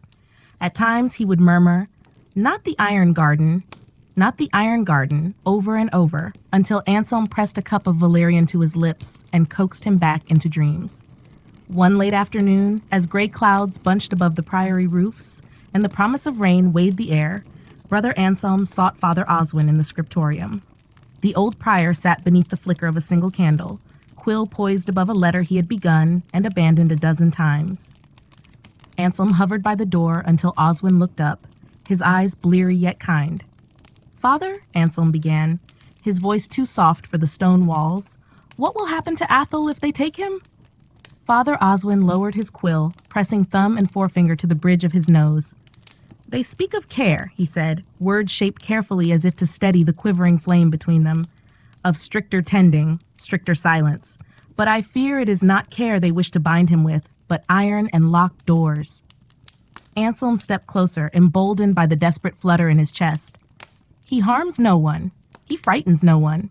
He only drifts. Shouldn't that be enough for him to stay?" Oswin's tired smile was a sad blessing. "It should be, child. But the world beyond these walls fears what it does not understand. To them, a mind adrift is a threat, a breach waiting to swallow sense and order whole." The candle hissed, a tiny spasm of flame that threw shadows across parchment and weary hands. Anselm wanted to beg, though he could not find the right words, only a tangle of pleas that felt too small against the bishop's seal, pressed cold upon the steward's commands. In the courtyard, the first drops of rain began to fall, tapping on the cloister stones where Athel now sat beneath the sheltered arch. He watched the drops gather in the hollows of ancient flagstones, eyes wide as if seeing in each trembling pool a doorway to that orchard forever blooming beyond the reach of men like Sir Reynard. Madeline had drifted to his side, her thin shawl pulled tight around her shoulders. Her eyes, sharp despite their endless sorrow, followed Athel's gaze into the shallow puddles. She whispered to him as if to a child of her own lost blood, "When they come, you must hide in the orchard. Do you hear me, sweet one? Hide in the orchard. They cannot bind what roots itself in dream." Athel nodded, though whether he understood or merely echoed her fear, none could say. He reached out, tracing his finger through the rainwater until ripples shivered the reflected sky. The touch brought a flicker of calm to Madeline's trembling hands. As if by witnessing his small ritual, she too stepped for a breath into his orchard's hush. That night, the rain thickened, drumming against shuttered windows, while the brothers moved from room to room checking locks, lanterns, and the restless murmurs of those they kept safe. Anselm lingered at Athel's bedside long after prayers were done, the steward's threats coiling like a snake at the edges of his thoughts. In the dim light, he held Athel's wrist, feeling the flutter of a pulse so delicate it seemed to vanish beneath his thumb. He thought of the orchard, the river, the lady in silver that Athel whispered of when sleep loosened the world's cruel grip. He imagined the orchard not as madness, but as sanctuary, some secret country untouched by stone walls and iron keys. And for the first time, he wondered if the orchard was not Athel's alone, but a door that any soul might slip through if only they dared to lay down their fear. A storm wind rattled the infirmary shutters. Old Piers, half lucid in his corner, sang to the dark, his voice rising and falling like a boat on restless seas. Madeline wept softly in her bed, her arms wrapped tight around empty air. Anselm leaned close to Athel's ear, whispering so softly the words trembled as they left him. "If they come, find your orchard. Stay among the blossoms. I will hold the door open as long as I can." Athel's eyes fluttered, a faint smile ghosting his lips. For a breath, his gaze cleared, met Anselm's with something like recognition. Then, as the thunder rolled far beyond the cloister walls, he turned his face to the window, watching the rain trace secret paths down the glass. Somewhere deep inside, where the orchard bloomed eternal, a river ran silver beneath a sky forever dawn-lit, waiting for a boy barefoot in the dew to return home, unbound, unafraid. Morning came with a hush that seemed unnatural, as though the storm had stolen the world's voice and left behind only the slow drip of rain from the eaves. Within the infirmary, the brothers moved quietly, their footfalls softened by damp rushes strewn along the corridors to soak the chill that crept in through every crack in the ancient stone. It was on such a morning that Sir Reynard's promise took shape in the form of two strangers, men clad not in the humble robes of the Hospitallers, but in rough cloaks pinned with the insignia of the bishop's household guard. They brought with them the scent of the road, wet wool, leather, and the faint iron tang of rusted chain. They spoke little, their words clipped and coarse as they unrolled a parchment at the gate for Father Oswin to read by the trembling light of a lantern. A list of names, a royal seal, a command veiled in mercy yet sharpened by fear. Oswin's lips moved over each word, the lines beneath his eyes deepening with every name he traced with a trembling finger. Athel's name was there, smudged but unmistakable. Anselm watched from the shadowed arch of the cloister, fingers curled so tightly around his rosary that the wooden beads pressed bruises into his skin. His heart thudded with a helplessness that made him feel as slight and breakable as the petals of the crocus now blooming at the garden's edge. He thought of speaking, of stepping forward to stand between the guards and Athel's fragile world, but the words tangled in his throat, choked by the memory of Reynard's quill, scratching judgment onto clean parchment. Inside, Athel sat at the foot of his bed, his bare feet dangling above the rushes. He hummed softly to himself, a sound that seemed to come from somewhere far beyond the infirmary walls, as if he were already halfway back to that orchard where no iron key could follow. When Madeline heard the clink of chains in the corridor, she fled to his side, her frail body pressed between him and the door. Her eyes, wild with grief, flicked to Anselm, who now stepped inside, the rushes sighing beneath his boots. "They'll take him," she hissed, voice cracked and raw. "They'll cage his mind where no blossom grows. Will you stand there, brother, and watch them strip his orchard to bare stone?" Anselm wanted to kneel beside her, to swear he would not. But the truth, heavy as a millstone, weighed him down. He could not fight iron with prayers, nor unwrite the bishop's seal with scraps of Athel's dreams. Still, he bent and touched Madeline's shoulder, gently, as though she too might crumble like old parchment. "Let me speak with him," Anselm whispered. "Just a moment." The guards waited at the door, hands resting on the pommels of short swords more for show than use. They watched with the blank indifference of men who had carried out such orders many times before. Souls traded for coin and absolution, should the bishop's prayers prove enough to cleanse what they did in the name of order. Anselm crouched before Athel, taking his cold hands in his own. The boy's eyes flicked up, their pale depths shimmering with a question too vast for words. Outside, a wind rattled the shutters, carrying with it the scent of wet earth and bruised grass, spring's breath tangled with the memory of storms. "Athel," Anselm murmured, his voice steady though his chest felt ready to break. "Do you remember the orchard?" Athel's lips curved into the faintest smile. "She waits by the river," he whispered, as if continuing a thought left behind in sleep. "Silver branches, soft wind." Anselm squeezed his hands tighter, leaning so close he could feel the warmth of Athel's breath. You must hold fast to it now. No matter where they take you, find the orchard. Stay there. Do you hear me? Athel blinked slowly, the smile flickering like a candle guttering in a draft. He nodded, once, twice, though whether he truly understood or merely echoed the softness in Anselm's tone, none could say. The guard stepped forward then, the clink of chain louder than the prayers whispered under breath. Madeline sobbed, her hands flung up as if to ward off blows that never came. The taller guard gently lifted Athel to his feet, wrapping a coarse blanket around his shoulders before slipping the iron manacles over his wrists, padded with linen, yet cold all the same. The small mercy did nothing to ease the cruelty of iron on skin, so thin it bruised at a breath. Father Oswin stood at the door as they led Athel away. His blessing was a whisper, the sign of the cross traced in air that trembled as he lifted his hand. Anselm followed them as far as the courtyard, where the dawn broke gray and thin through drifting mist.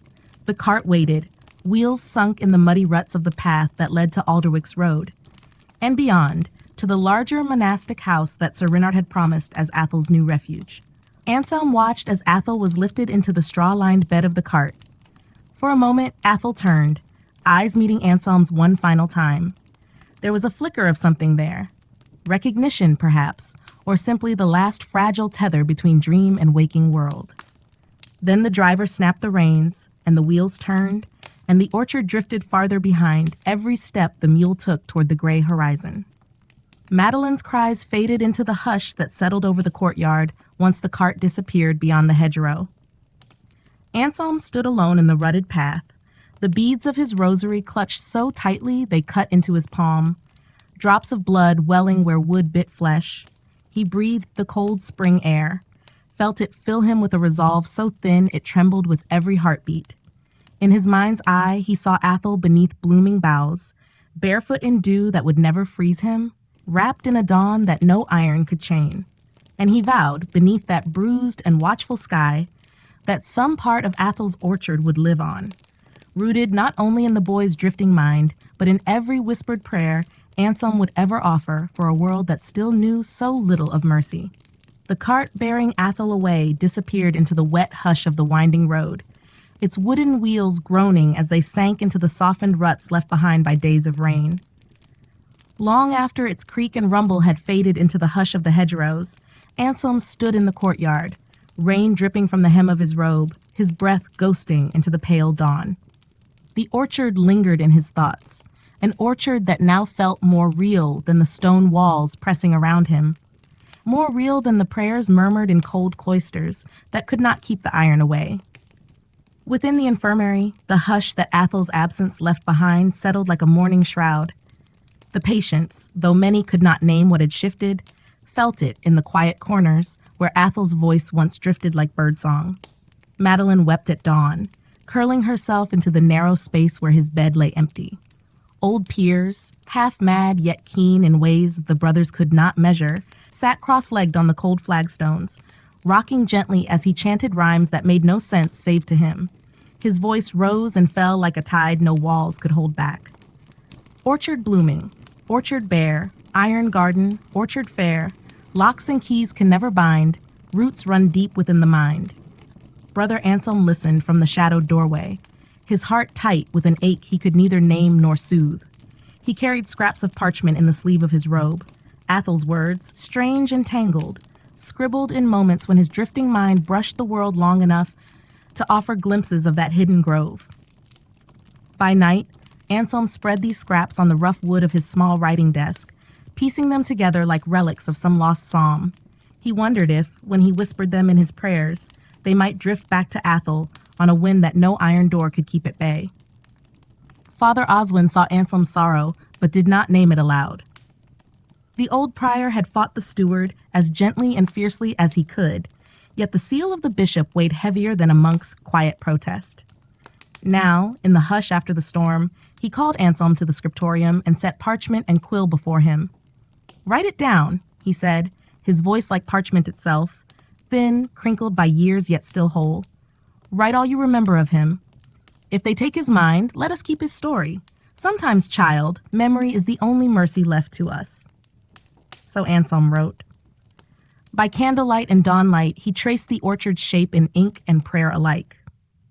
He wrote of the orchard Athol saw on frostbitten mornings, the silver river that called him home, the lady in branches who sang in a tongue only drifting souls could grasp. He wrote of Madeline's grief, of Pierre's riddles, of the hush that fell over Alderwick's stone heart when the world's fear turned its eye upon the fragile and unbound. Meanwhile, word of Athol's removal spread beyond the infirmary walls, carried on hushed lips and the rustle of market gossip. In the village of Alderwick, the weavers and the bakers and the thatchers spoke of it in half-voiced warnings to their children, how the mad must be kept far away lest their thoughts leak out and poison good sense. They crossed themselves at the mention of the orchard, though they did not know it by name. They spoke instead of demons, of wandering spirits, of the bishop's mercy in binding what could not bind itself. Yet not all were so fearful. Now and then, at dusk, a mother would press her child's hand to the hedge that ringed the priory's garden, whispering soft prayers that should her own mind slip one day, should grief or hunger or sorrow crack her thoughts, someone within those walls would cradle her as they had cradled Athol. It was a fragile faith, but it glowed faintly against the darker superstitions that prowled the edges of every village lane. Inside the priory, life moved on in small, unsteady steps. Madeline still wept in shadows, but now her cries softened at dusk when Anselm sat beside her bed and read Athol's orchard words aloud as if they were scripture. She would hush, rocking gently, her eyes fluttering closed as though, for a moment, she too could glimpse silver branches arching above a world where loss never rooted so deep. Old Piers kept up his rhyme, adding new lines each night until his words filled the cloister like the low hum of bees in spring. The brothers, though some found his muttering unsettling, began to leave him be. His nonsense, they realized, was its own kind of litany, warding off shadows more faithfully than all the iron keys on their belts. One morning, Anselm found a scrap of parchment tucked beneath his pillow, the script strange and sprawling but unmistakable, Piers' doing, surely. It read, "When walls grow thick, dig down. Orchards bloom below." He traced the words with trembling fingers, a fragile seed of hope pushing through the cracked soil of his worry. Perhaps, he thought, Athol's orchard was not only in his mind, but in theirs now too. Planted in prayers, hidden in dreams, waiting for hands brave enough to tend it. In the hush of each dusk, when the bells of Compline tolled through the cloister and candlelight shivered on ancient stone, Anselm closed his eyes and whispered the orchard shape into the dark. Somewhere beyond the reach of iron and quill and seal, he imagined Athol barefoot in dew once more, drifting beneath blossom-laden boughs, untouched by fear, rooted where mercy still dared to bloom. Far from Alderwick's weathered priory, the cart that bore Athol traveled through a landscape that blurred beneath the slow crawl of early spring.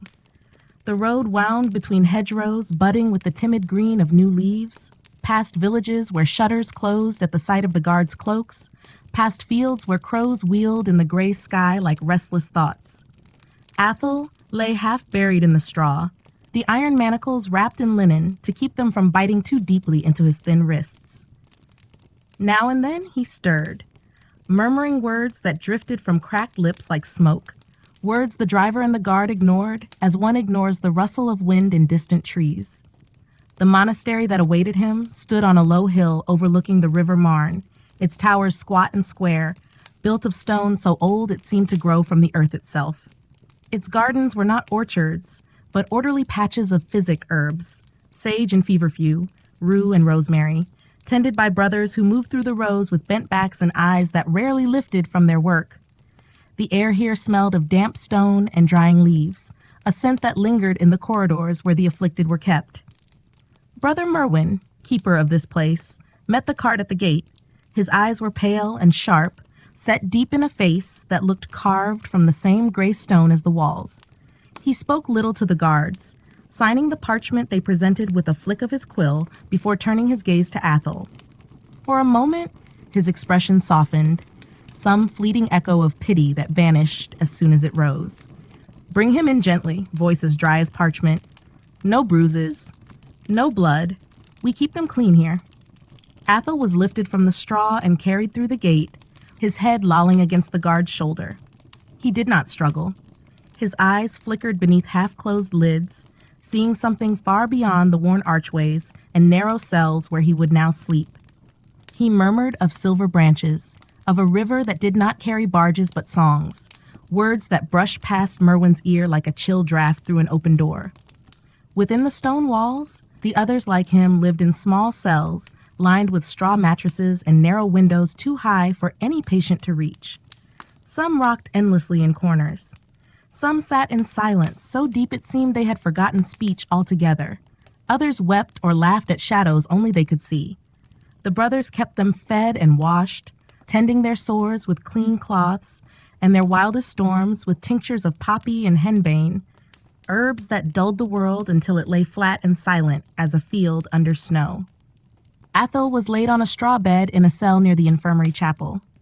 Brother Merwin stood at the threshold for a long moment, studying the boy's thin face, the faint smile that curled his mouth even as he lay bound in sleep. He made a sign of the cross, more out of habit than hope, before nodding to the keeper of keys. "Leave him unbound for now," Merwin murmured. "We'll see if the orchard boy is gentle when he wakes." The keeper of keys, Brother Clement, a man whose silence was so complete it seemed to suck the warmth from any room, removed the linen-padded irons, setting them beside the door like relics of some private penance. He lingered only long enough to be certain the boy did not stir, then slipped away, his footfalls swallowed by the thick hush of the stone corridor. When Athel woke, it was to the hush of candlelight and the faint rasp of voices chanting in the chapel beyond the wall. He lay still, eyes wide, pupils wide as moons in the dim. His fingers curled into the straw, as if testing whether it might root him in this place or yield to the orchard that still beckoned behind his ribs. He did not cry out or speak at first. Instead, he listened, heard the faint drip of water from the eaves, the whisper of a psalm sung by voices worn smooth by habit. Somewhere beyond the thick walls, the River Marne moved with a slow patience, carrying rain and runoff toward a sea Athel would never see. In the days that followed, the brothers learned that the orchard in Athel's mind was not easily drowned by tinctures or prayer. They brought him simple broth, coaxing him to eat when hunger did not rouse him. They sat by his bedside when the orchard stole him from their world, murmuring the same gentle words that did little to bridge the space between them. When his murmurs rose sharp in the night, when he called out for the river's lady, for silver leaves that no frost could wilt, Brother Merwin himself sat vigil, the lines of his face deepening in the flickering lamplight. "He drifts deeper than most," Merwin told Clement one dusk, as they stood in the shadow of the high chapel window. "If we bind him too tightly, he'll break. If we leave him to drift too far, we lose him altogether." Clement only nodded, his silence a wall that kept his thoughts hidden.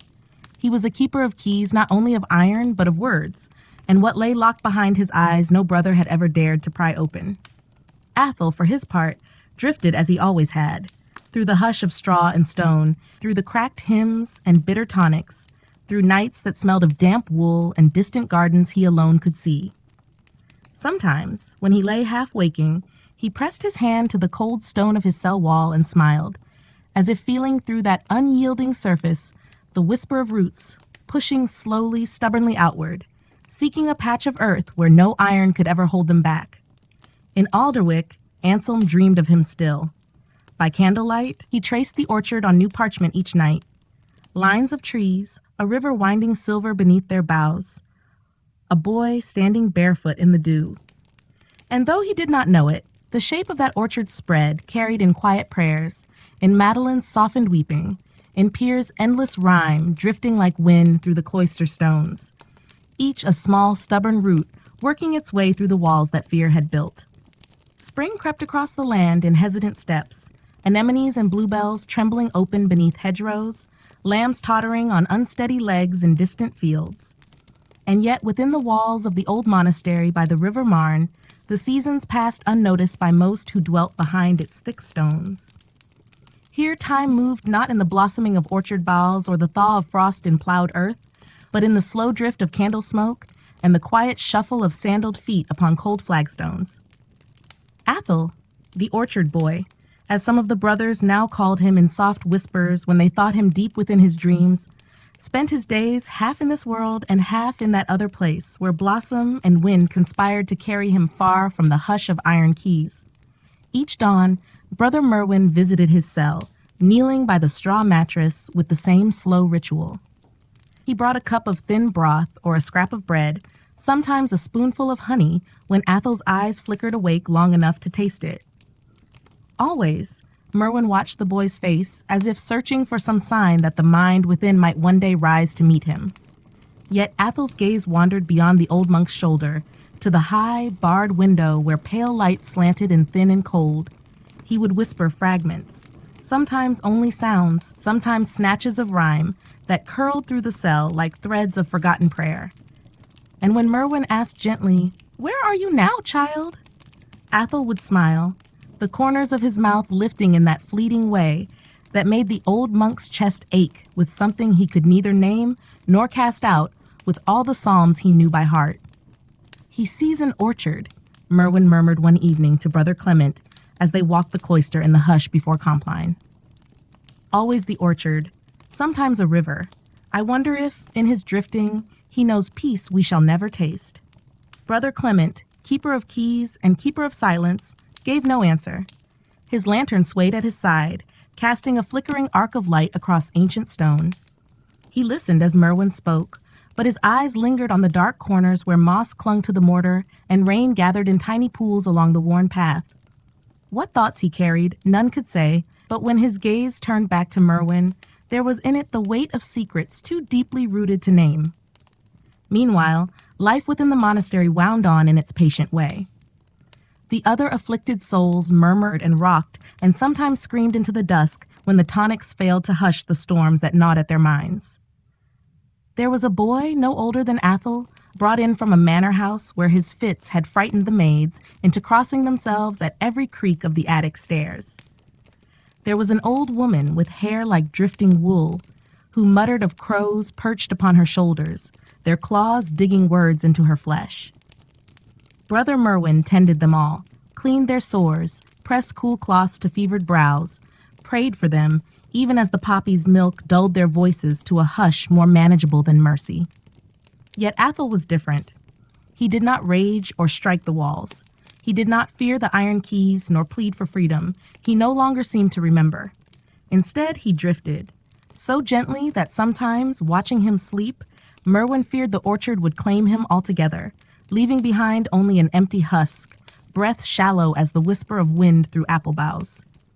One afternoon, when the sky beyond the high window was a pale blue promise of warmth yet to come, Brother Merwin found Athel standing. It startled him, so rare was it for the boy to rise unaided. Athel's bare feet pressed into the cold stone, his fingers splayed against the wall where moss crept in tiny veins of green. His eyes, wide and bright, seemed fixed on something that shimmered just beyond the stone, as if he could see through it to where roots twisted in hidden earth.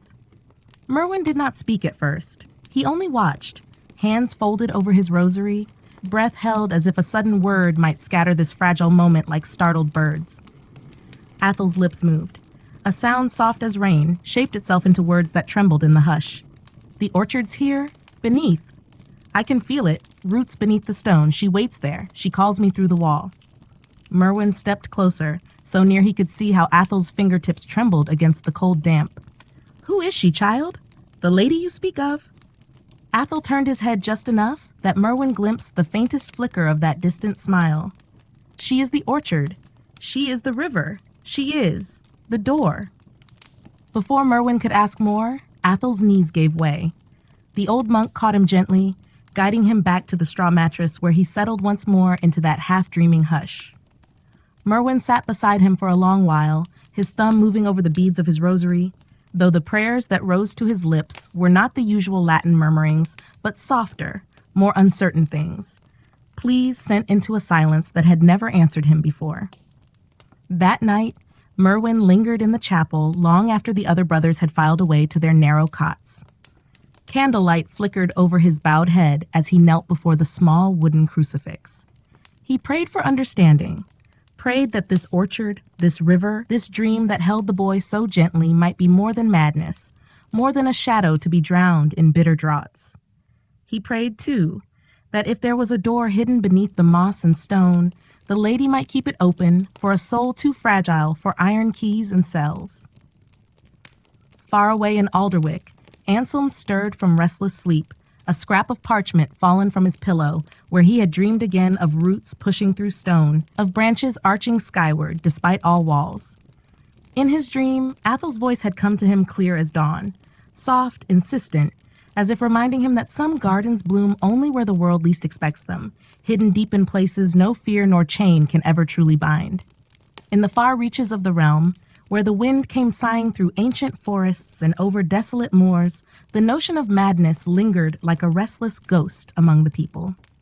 The small village of Eldergrove, hidden within a veil of whispering pines, was no stranger to the tales of minds lost to shadows. It was here, in the later days of the 14th century, that our tale now drifts, following the weary footsteps of Brother Aldred, who, in his weathered robe, bore the burdens of tending to those deemed touched by spirits. Brother Aldred had grown old beneath the weight of his vocation. He was once a man of bright promise within the Benedictine order, but his quiet nature and gentle manner found their truest calling among the afflicted, those whose minds trembled with voices or visions unseen by others. Eldergrove's humble priory, tucked behind ivy-clad walls, became a sanctuary of sorts for such souls, though none would have spoken of it as such beyond hushed confessions at the hearth. In the cold hush before dawn, Brother Aldred would wander the dim corridors of the priory, carrying a lantern whose flickering glow cast long shadows upon the ancient stones. The air inside was heavy with the scent of herbs, lavender to calm, rosemary to purify, and valerian root to draw uneasy sleep. He paused by narrow cells, peering through small openings to see his charges resting, or else rocking gently as they whispered prayers only they could understand. One of these souls was Edith, a young woman whose hair fell like a river of dark silk, though her eyes seemed forever to drift beyond the walls that enclosed her.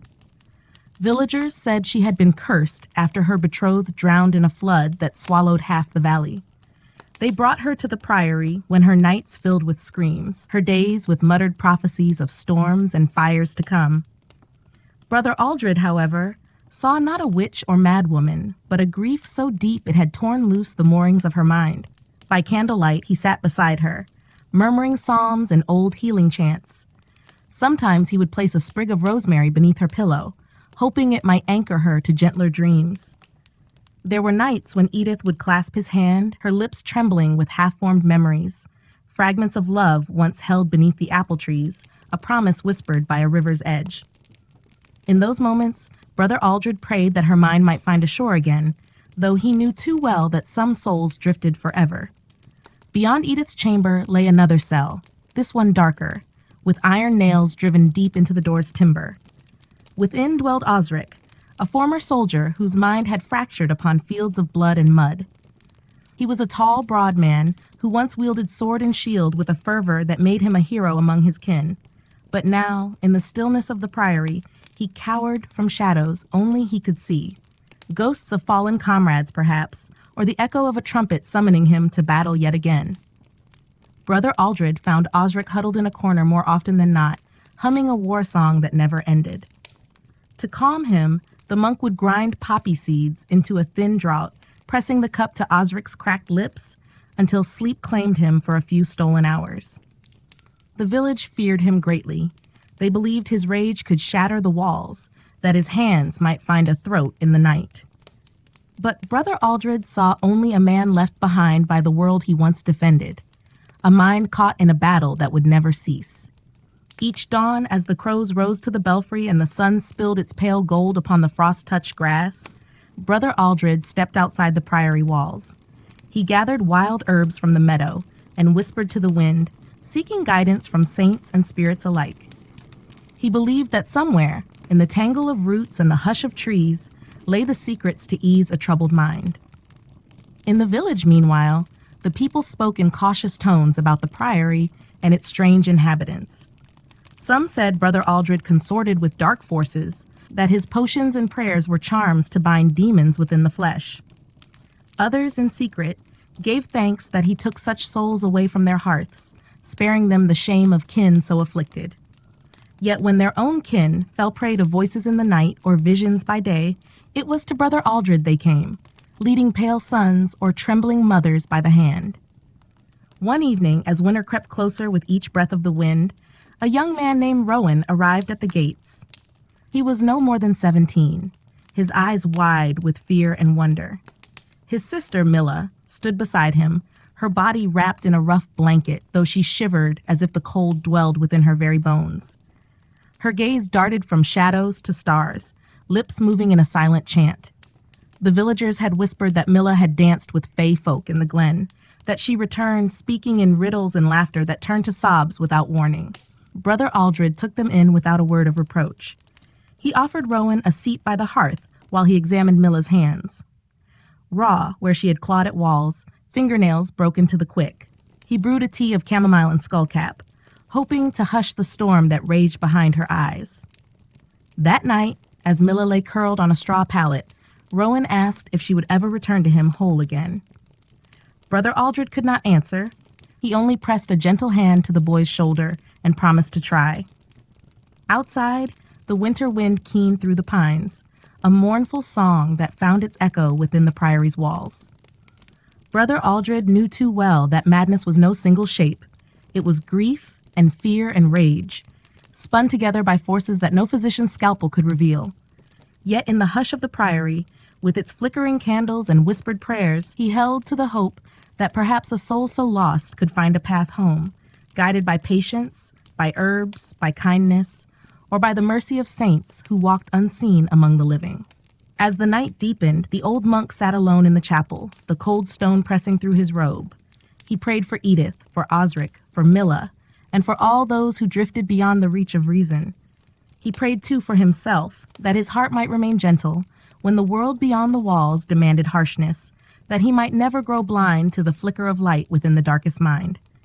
Beyond the chapel door, the wind rose again, rattling the ancient timbers. Somewhere in the dark, Edith dreamed of rivers, Osric dreamed of battlefields, and Milla dreamed of glades lit by ghostly fire. And Brother Aldred, weary yet resolute, whispered one final prayer into the cold, that madness might not be a curse forever, but a road that with enough grace and care might lead one day back to the warmth of the hearth. With the dawn came a hush of frost upon the thatched roofs of Eldergrove, a thin white veil that clung to hedgerows and the bare branches of the orchard behind the priory. Brother Aldred woke with the ache of age in his bones, but as ever, he rose before the sun had fully broken the horizon. The chapel bell, cold to the touch, pealed its slow notes through the mist, calling the waking world to prayer, though few in the village heeded its summons in these grim days of early winter. Within the priory walls, the air held a breathless stillness. Brother Aldred moved softly from cell to cell, carrying his basket of dried sage and yarrow. He paused by Edith's door first, listening for her murmurs. That night she had not screamed. He took this small mercy with quiet gratitude. She lay curled beneath a woolen blanket, a sprig of lavender resting near her temple. He dared not wake her, for sleep was the surest balm he could offer her fragile mind. Past Edith's cell, he came to Osric's door, finding it ajar by a finger's width. This troubled him, for the heavy latch was always secured at night. Pushing the door wider, he beheld the great figure of Osric hunched near the slit of a window, a shaft of dawn's gray light falling upon his broad shoulders. The soldier's breath misted in the chill, each exhale a ghost. He rocked back and forth, muttering to phantoms on the moor beyond the wall. Brother Aldred stepped closer, murmuring the old greeting, "Pax tecum, Osric. Peace be with you." The words slipped into the gloom like warm milk into water, diluted, yet a comfort nonetheless. Osric did not turn his head, but the rocking slowed. Brother Aldred laid a hand on his arm, feeling the tension beneath rough-spun linen. He pressed a fresh vial of poppy tincture into Osric's palm. The soldier took it without protest, downing the bitter draught in one rough swallow. Outside the door, the hall was stirring. Rowan, the young brother who had brought Milla, stood barefoot on the stones, his breath a plume before him. He was trying to light the hearth with flint and steel, striking sparks that danced but did not catch. Brother Aldred moved to his side, took the flint in his own gnarled hands, and with a few patient strikes, coaxed a flame to life. Together, they fed the small fire with kindling and scraps of peat until it burned bright enough to chase the worst of the chill away. Rowan's eyes were hollow with sleeplessness. "She sang all night," he whispered, as though ashamed. "Songs I never heard, words that make no sense." His voice trembled on the edge of youth and manhood, caught in that place where a boy learns the hardness of the world too soon. Brother Aldred laid a hand on his shoulder. "Madness is a sea, Rowan. Sometimes it calms, sometimes it swells. She has not drowned yet." These words brought no true comfort, but Rowan nodded anyway, clutching them like a boy clutches a scrap of blanket against the dark. Through the day, the Priory's rhythm unfolded as it always did. The tending of the garden, though the winter's breath now claimed most of its green, the mending of robes, the grinding of dried herbs into powders and poultices. At midday, Brother Aldred made his rounds again. In the small infirmary, he mixed a potion for Edith, a thin broth laced with lemon balm and hyssop. He spooned it between her lips, watching as her throat worked to swallow. She did not wake, but she did not resist. For Milla, he prepared a cloth soaked in chamomile and mint, pressing it to her brow where sweat gathered like dew on grass. She lay still, staring at the rafters, lips parted as if to speak, yet no words came. Now and then, her eyes flicked sideways, as though seeing figures in the corners, shadows that Brother Aldred could never banish, no matter how many prayers he whispered into the hush of her cell. That afternoon, a knock echoed on the Priory's stout oak door. Brother Aldred opened it to find a woman of middle years, her cloak ragged, her hair bound in a kerchief too thin for the season's bite. By her side stood a boy, scarcely 10, who clutched her skirts and peered out with wide, frightened eyes. "My son?" she began, her voice cracking like dry twigs. "He speaks to things I cannot see. He laughs when no one is near. The neighbors." She glanced back toward the village, as though expecting stones to be thrown at any moment. "They say he is possessed." Brother Aldred looked into the boy's eyes and saw not a demon, but a spirit lost in the brambles of its own thoughts. He stepped aside, wordlessly bidding them enter. The woman hesitated, then crossed the threshold into the warmth of the Priory's hearth. That night, when the sun had fled and stars scattered like rains across black velvet, Brother Aldred sat at his table, quill in hand, ink smudging his fingers. He wrote by candlelight, notes on herbs, observations on dreams, prayers half-formed yet earnestly given shape upon the parchment. Each letter was an act of defiance against the darkness that swallowed so many minds. Sometimes he paused to listen. The walls carried voices, Osric's broken lullaby of war, Edith's soft sighs as she dreamed of rivers, Milla's laughter that turned to weeping without reason. And now the newcomer, a child's voice whispering to shadows that only he could see. Brother Aldred closed his eyes and breathed deeply of the herb smoke that clung to the rafters. In the garden beyond, frost silenced the last stubborn flowers, but beneath the soil, roots waited for spring. So, too, did he believe that somewhere within these afflicted minds, seeds of calm and clarity slumbered, waiting for warmth, for mercy, for something gentler than the harsh judgment of the world. Long past midnight, he dipped his quill once more and wrote not a note of medicine, but a prayer, a plea that his work might reach beyond his frail hands, that the saints might sit with the mad when he could not. Outside, the wind howled through the cloister's arches, but within, the candle burned steady, a single flame against the endless dark. The winter deepened its hold upon Eldergrove, pressing cold fingers into every crack of stone and timber. The Priory's hearths burned low to save what scant wood remained, and Brother Aldred found himself wrapped tighter each night in his rough-spun robe, listening to the wind sing its mournful verses through the pines. By day, frost rhymed the garden beds where once sage and feverfew had grown wild and free. Now, the monk gathered what shriveled herbs he could find beneath the snow, his breath clouding the brittle air.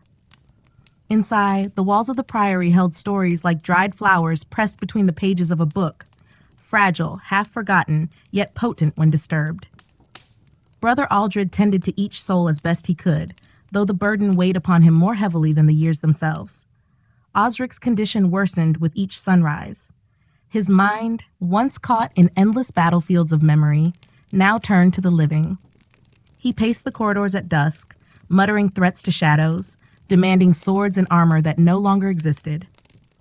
One icy night, Aldred found him in the cloister garden, barefoot upon the frozen earth, fists clenched as if grasping a hilt. Blood trickled from his knuckles where he had struck the stone wall in some ghostly skirmish. Aldred called his name softly, stepping closer with a woolen cloak in hand.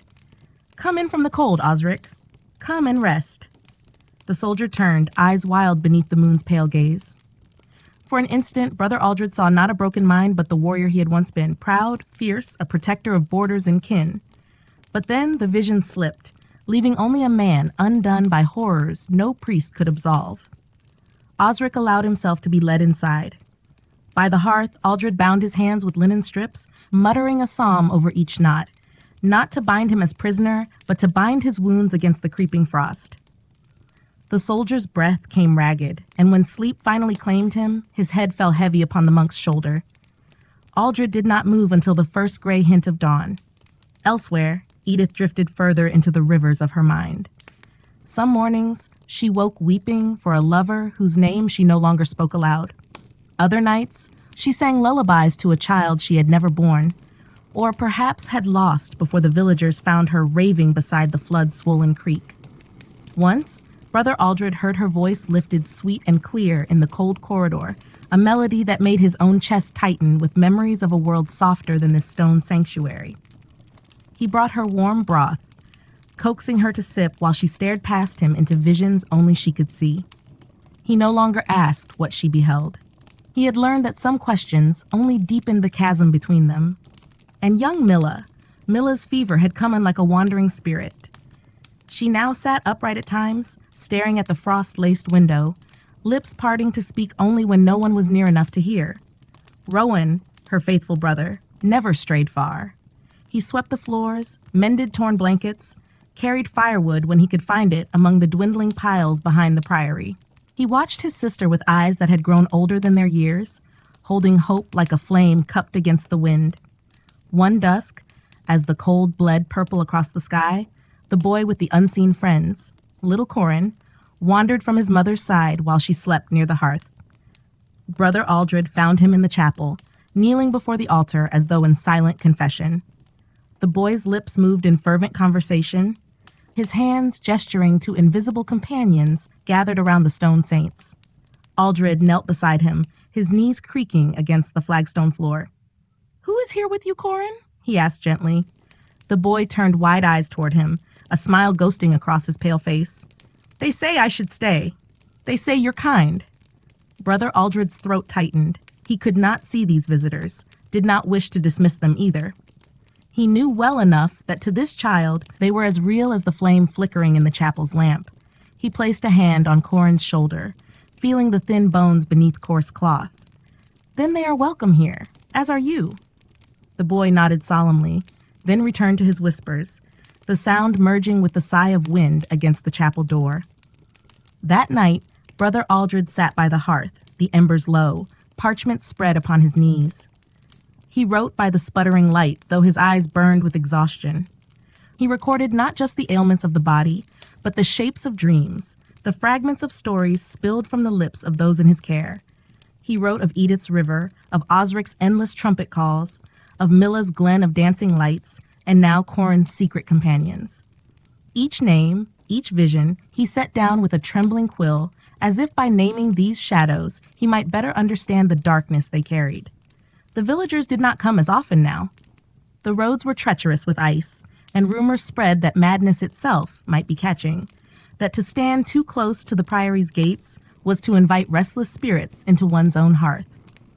Yet always there were a few desperate enough to brave the cold, seeking balm for minds frayed by grief, hunger, or the long silence of winter nights.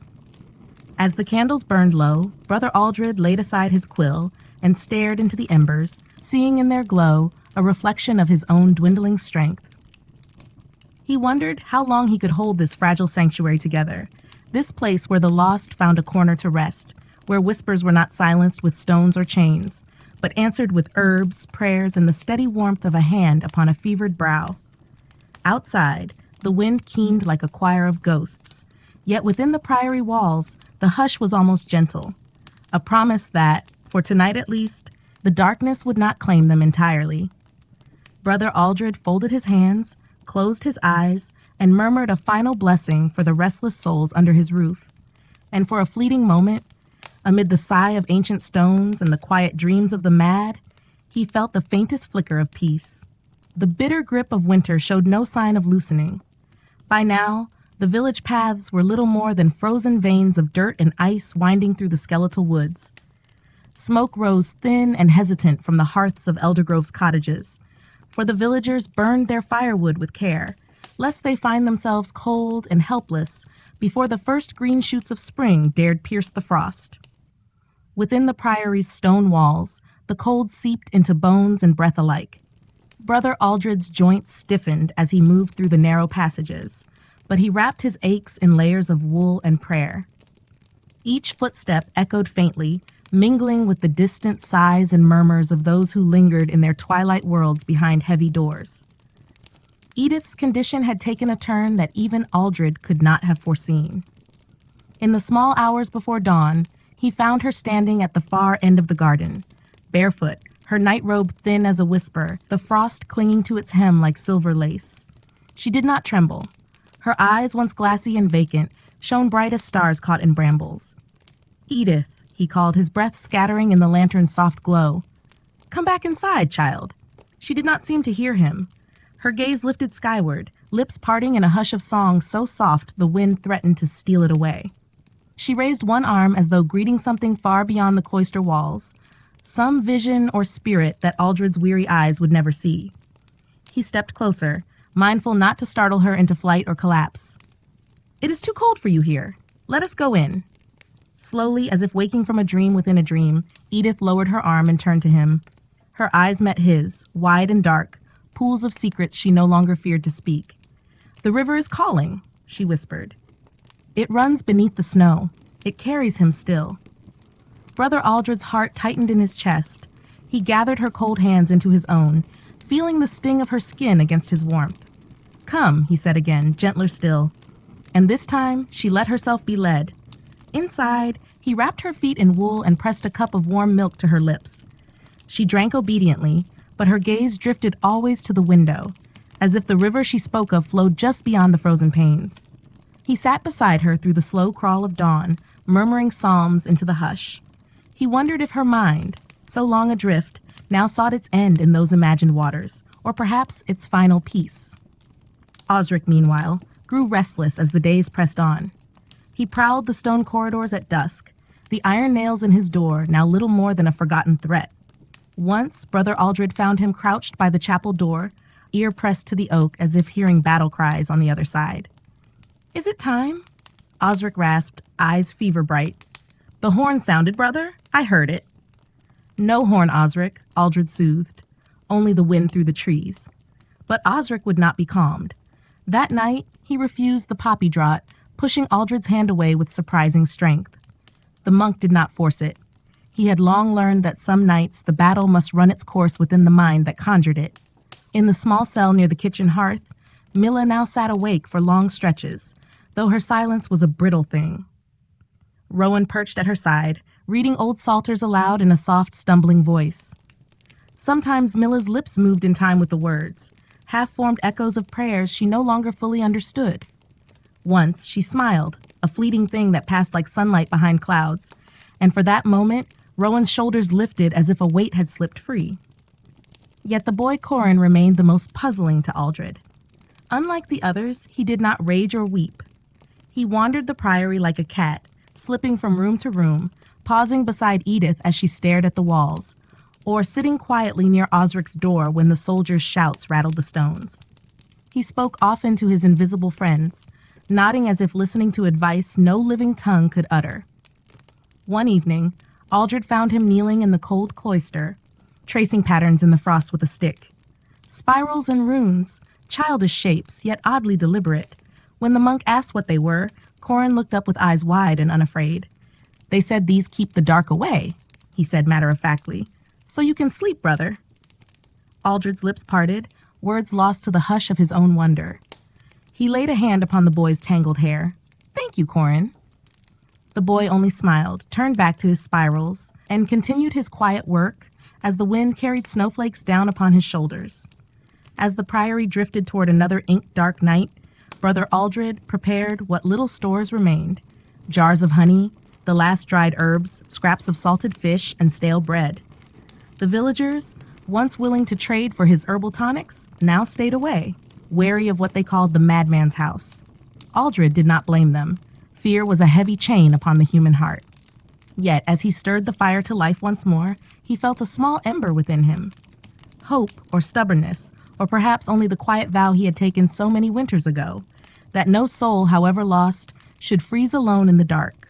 Outside the priory walls, wolves howled in the distant woods, creatures as hungry and restless as the minds that sought shelter beneath his roof. Within, Brother Aldred bowed his head, folded his hands, and prayed for warmth to hold until spring found its way through frost and stone. And in the hush that followed, the mad whispered their secrets to the flickering shadows, and the old monk listened, as he always did, one heartbeat at a time. A hush of snow fell thick upon Eldergrove as the nights lengthened still further, wrapping the village and the priory alike in a shroud of white silence. Dawn came late and reluctant, and even at its height, the sun cast no warmth upon the frozen thatch and brittle hedges. Brother Aldred, in his chamber by the chapel, woke each morning with a shiver that crept deep into his bones, yet rose all the same, his old robe drawn tight around his thin shoulders. By now, the priory had grown quieter in some ways, louder in others. Edith, whose mind once spun with wild visions and broken prophecies, now spoke little at all. She spent her days by the chapel window, fingers tracing the frost upon the glass as though following the river she claimed to see flowing beneath the snow. Sometimes her breath fogged the pain, and she would lean close, whispering names only she knew. Brother Aldred watched her from the shadows of the nave, candlelight softening the lines of his face. He had come to accept that some souls found their solace in silence, that words were not always the bridge they were meant to be. So he did not press Edith for her visions, nor did he draw her away from her frost-bound river. He brought her broth and warm cloths, and when her shoulders trembled with the cold, he draped his own robe across her thin frame. Osric, in contrast, had become a storm contained within the stone walls. His waking hours were restless, but it was the nights that truly turned him into something both tragic and fearsome. More than once, Aldred found him pounding his fists against the chapel door, calling out for his lost brothers in arms, the ghosts of a battlefield no longer bound by time. Some nights Osric would shout so loud that even the crows sleeping in the cloister eaves stirred and took flight, black wings beating the cold air. One bitter night, the monk found Osric kneeling before the altar, battered hands clasped as if in prayer. Blood spotted the flagstones where he had torn open old wounds, yet his eyes burned bright beneath the flicker of sanctuary lamps. Aldred knelt beside him, pressing a cloth to his knuckles. "Do you hear them too, brother?" Osric asked, voice raw as old parchment. "The ones who wait beyond the fields?"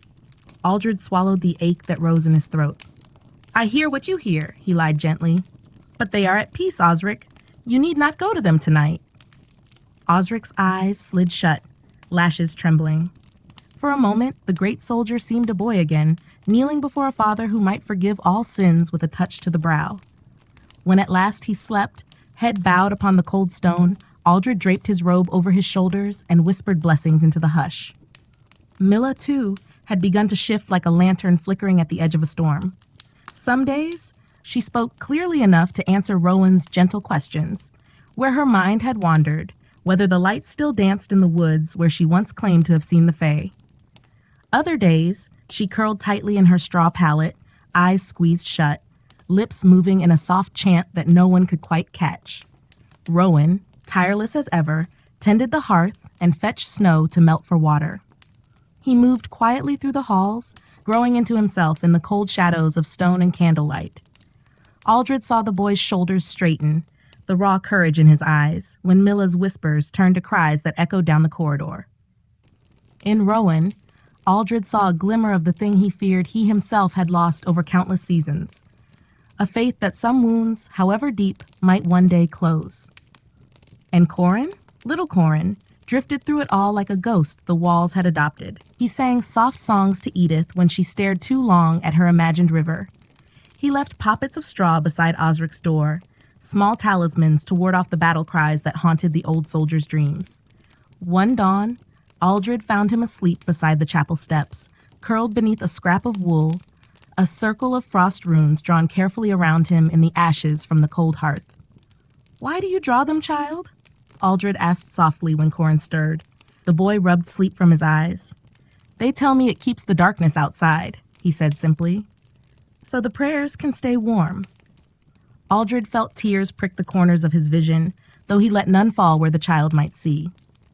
He lifted Corin into his arms and carried him back to the hearth, setting him near the embers that still clung to life. Each evening, as snow pressed thick against the cloister arches and the wind rattled the shutters, Brother Aldred sat at his table by the flickering lamp. There, parchment spread before him, he wrote as he had always done. But now his quill scratched slower, the words more labored, as if drawn from a well whose waters froze deeper each night. He recorded the dreams and murmurs, the broken songs and sudden silences. He wrote of Edith's river that wound through frozen fields, of Osric's horn call that would never sound again. He noted Milla's fleeting moments of lucidity, Rowan's quiet faith, Corin's frost runes laid like fragile armor against the long dark. Yet more than this, Aldred wrote of hope, threadbare and trembling though it was. For in these small lives, tangled in shadows of winter stone, he saw a kind of defiance. Madness was a bitter guest, yet it had not driven them from warmth, nor from each other's fragile keeping. When at last the candle guttered low, he closed his eyes and whispered a final prayer. That dawn, when it came, might find each soul still here, still breathing, still carried upon a tide of mercy stronger than frost or fear. And beyond the priory walls, the snow fell on an endless hush, a blanket over sorrow and song alike, promising nothing but the quiet promise of another night survived. In the final stretch of that bitter winter, when the air itself seemed carved from stone and the sky remained a heavy shroud of pewter, the Priory of Eldergrove held its fragile sanctuary like a lantern flickering in endless dusk. Brother Aldred, now stooped and hollow-eyed with vigil, rose each morning with the bell's distant toll, though it was often only his own trembling hand that drew the rope to life. The snow outside lay deep, drifted high against the ancient walls, sealing them in like a tomb, yet within, the hearths burned as best they could. Rowan, growing taller by the week despite the thin fare, learned to coax the last embers back to life with patience and scrapings of bark. He moved about the priory with quiet purpose, fetching water melted from snow, portioning dried herbs as Aldred taught him, stirring thin broth when Milla stirred from her restless sleep. Milla herself was a wraith between worlds now. Some mornings she sat by the window, wrapped in the patchwork quilt the villagers had once gifted the priory in warmer years. Her eyes traced the snowflakes drifting like falling stars beyond the glass. When Rowan asked her gently what she saw, she would only smile, a faint, haunted curve of lips that spoke of distant fields and dancing lights. At night, her murmured prayers rose like threads of mist through the rafters, weaving with the wind's cold song. Edith remained faithful to her river. She no longer spoke of storms or floods to come. Her visions had quieted to a single stream that she alone could hear beneath the frost-bound earth. She would place her palm flat to the stones of the chapel wall, eyes fluttering shut, her lips moving in tender conversation with waters unseen. Brother Aldred no longer tried to draw her back from those banks. Instead, he kept a candle burning near her corner, a small flicker to guide her way, wherever her mind chose to wander. Osric's battle raged on. His body grew leaner, the muscle of a soldier's form turning gaunt beneath his coarse tunic, but his spirit, if it could be called that, flared fierce as ever. Some nights he spoke to Brother Aldred in snatches of half-remembered campaigns, names of comrades, enemies, fields he had crossed on horseback when he was young and unbroken. Other times he fell silent, seated cross-legged in the chapel's shadow, his eyes fixed upon the crucifix as if daring it to speak back. It was Corin, the smallest ghost among them, who seemed most untouched by the cold. He drifted like a wisp through the halls, his bare feet whispering over stone flags. Sometimes he lingered near Edith, humming tuneless songs as she traced rivers on the walls. Other times he sat by Milla's pallet, braiding bits of straw into tiny charms he tucked beneath her pillow.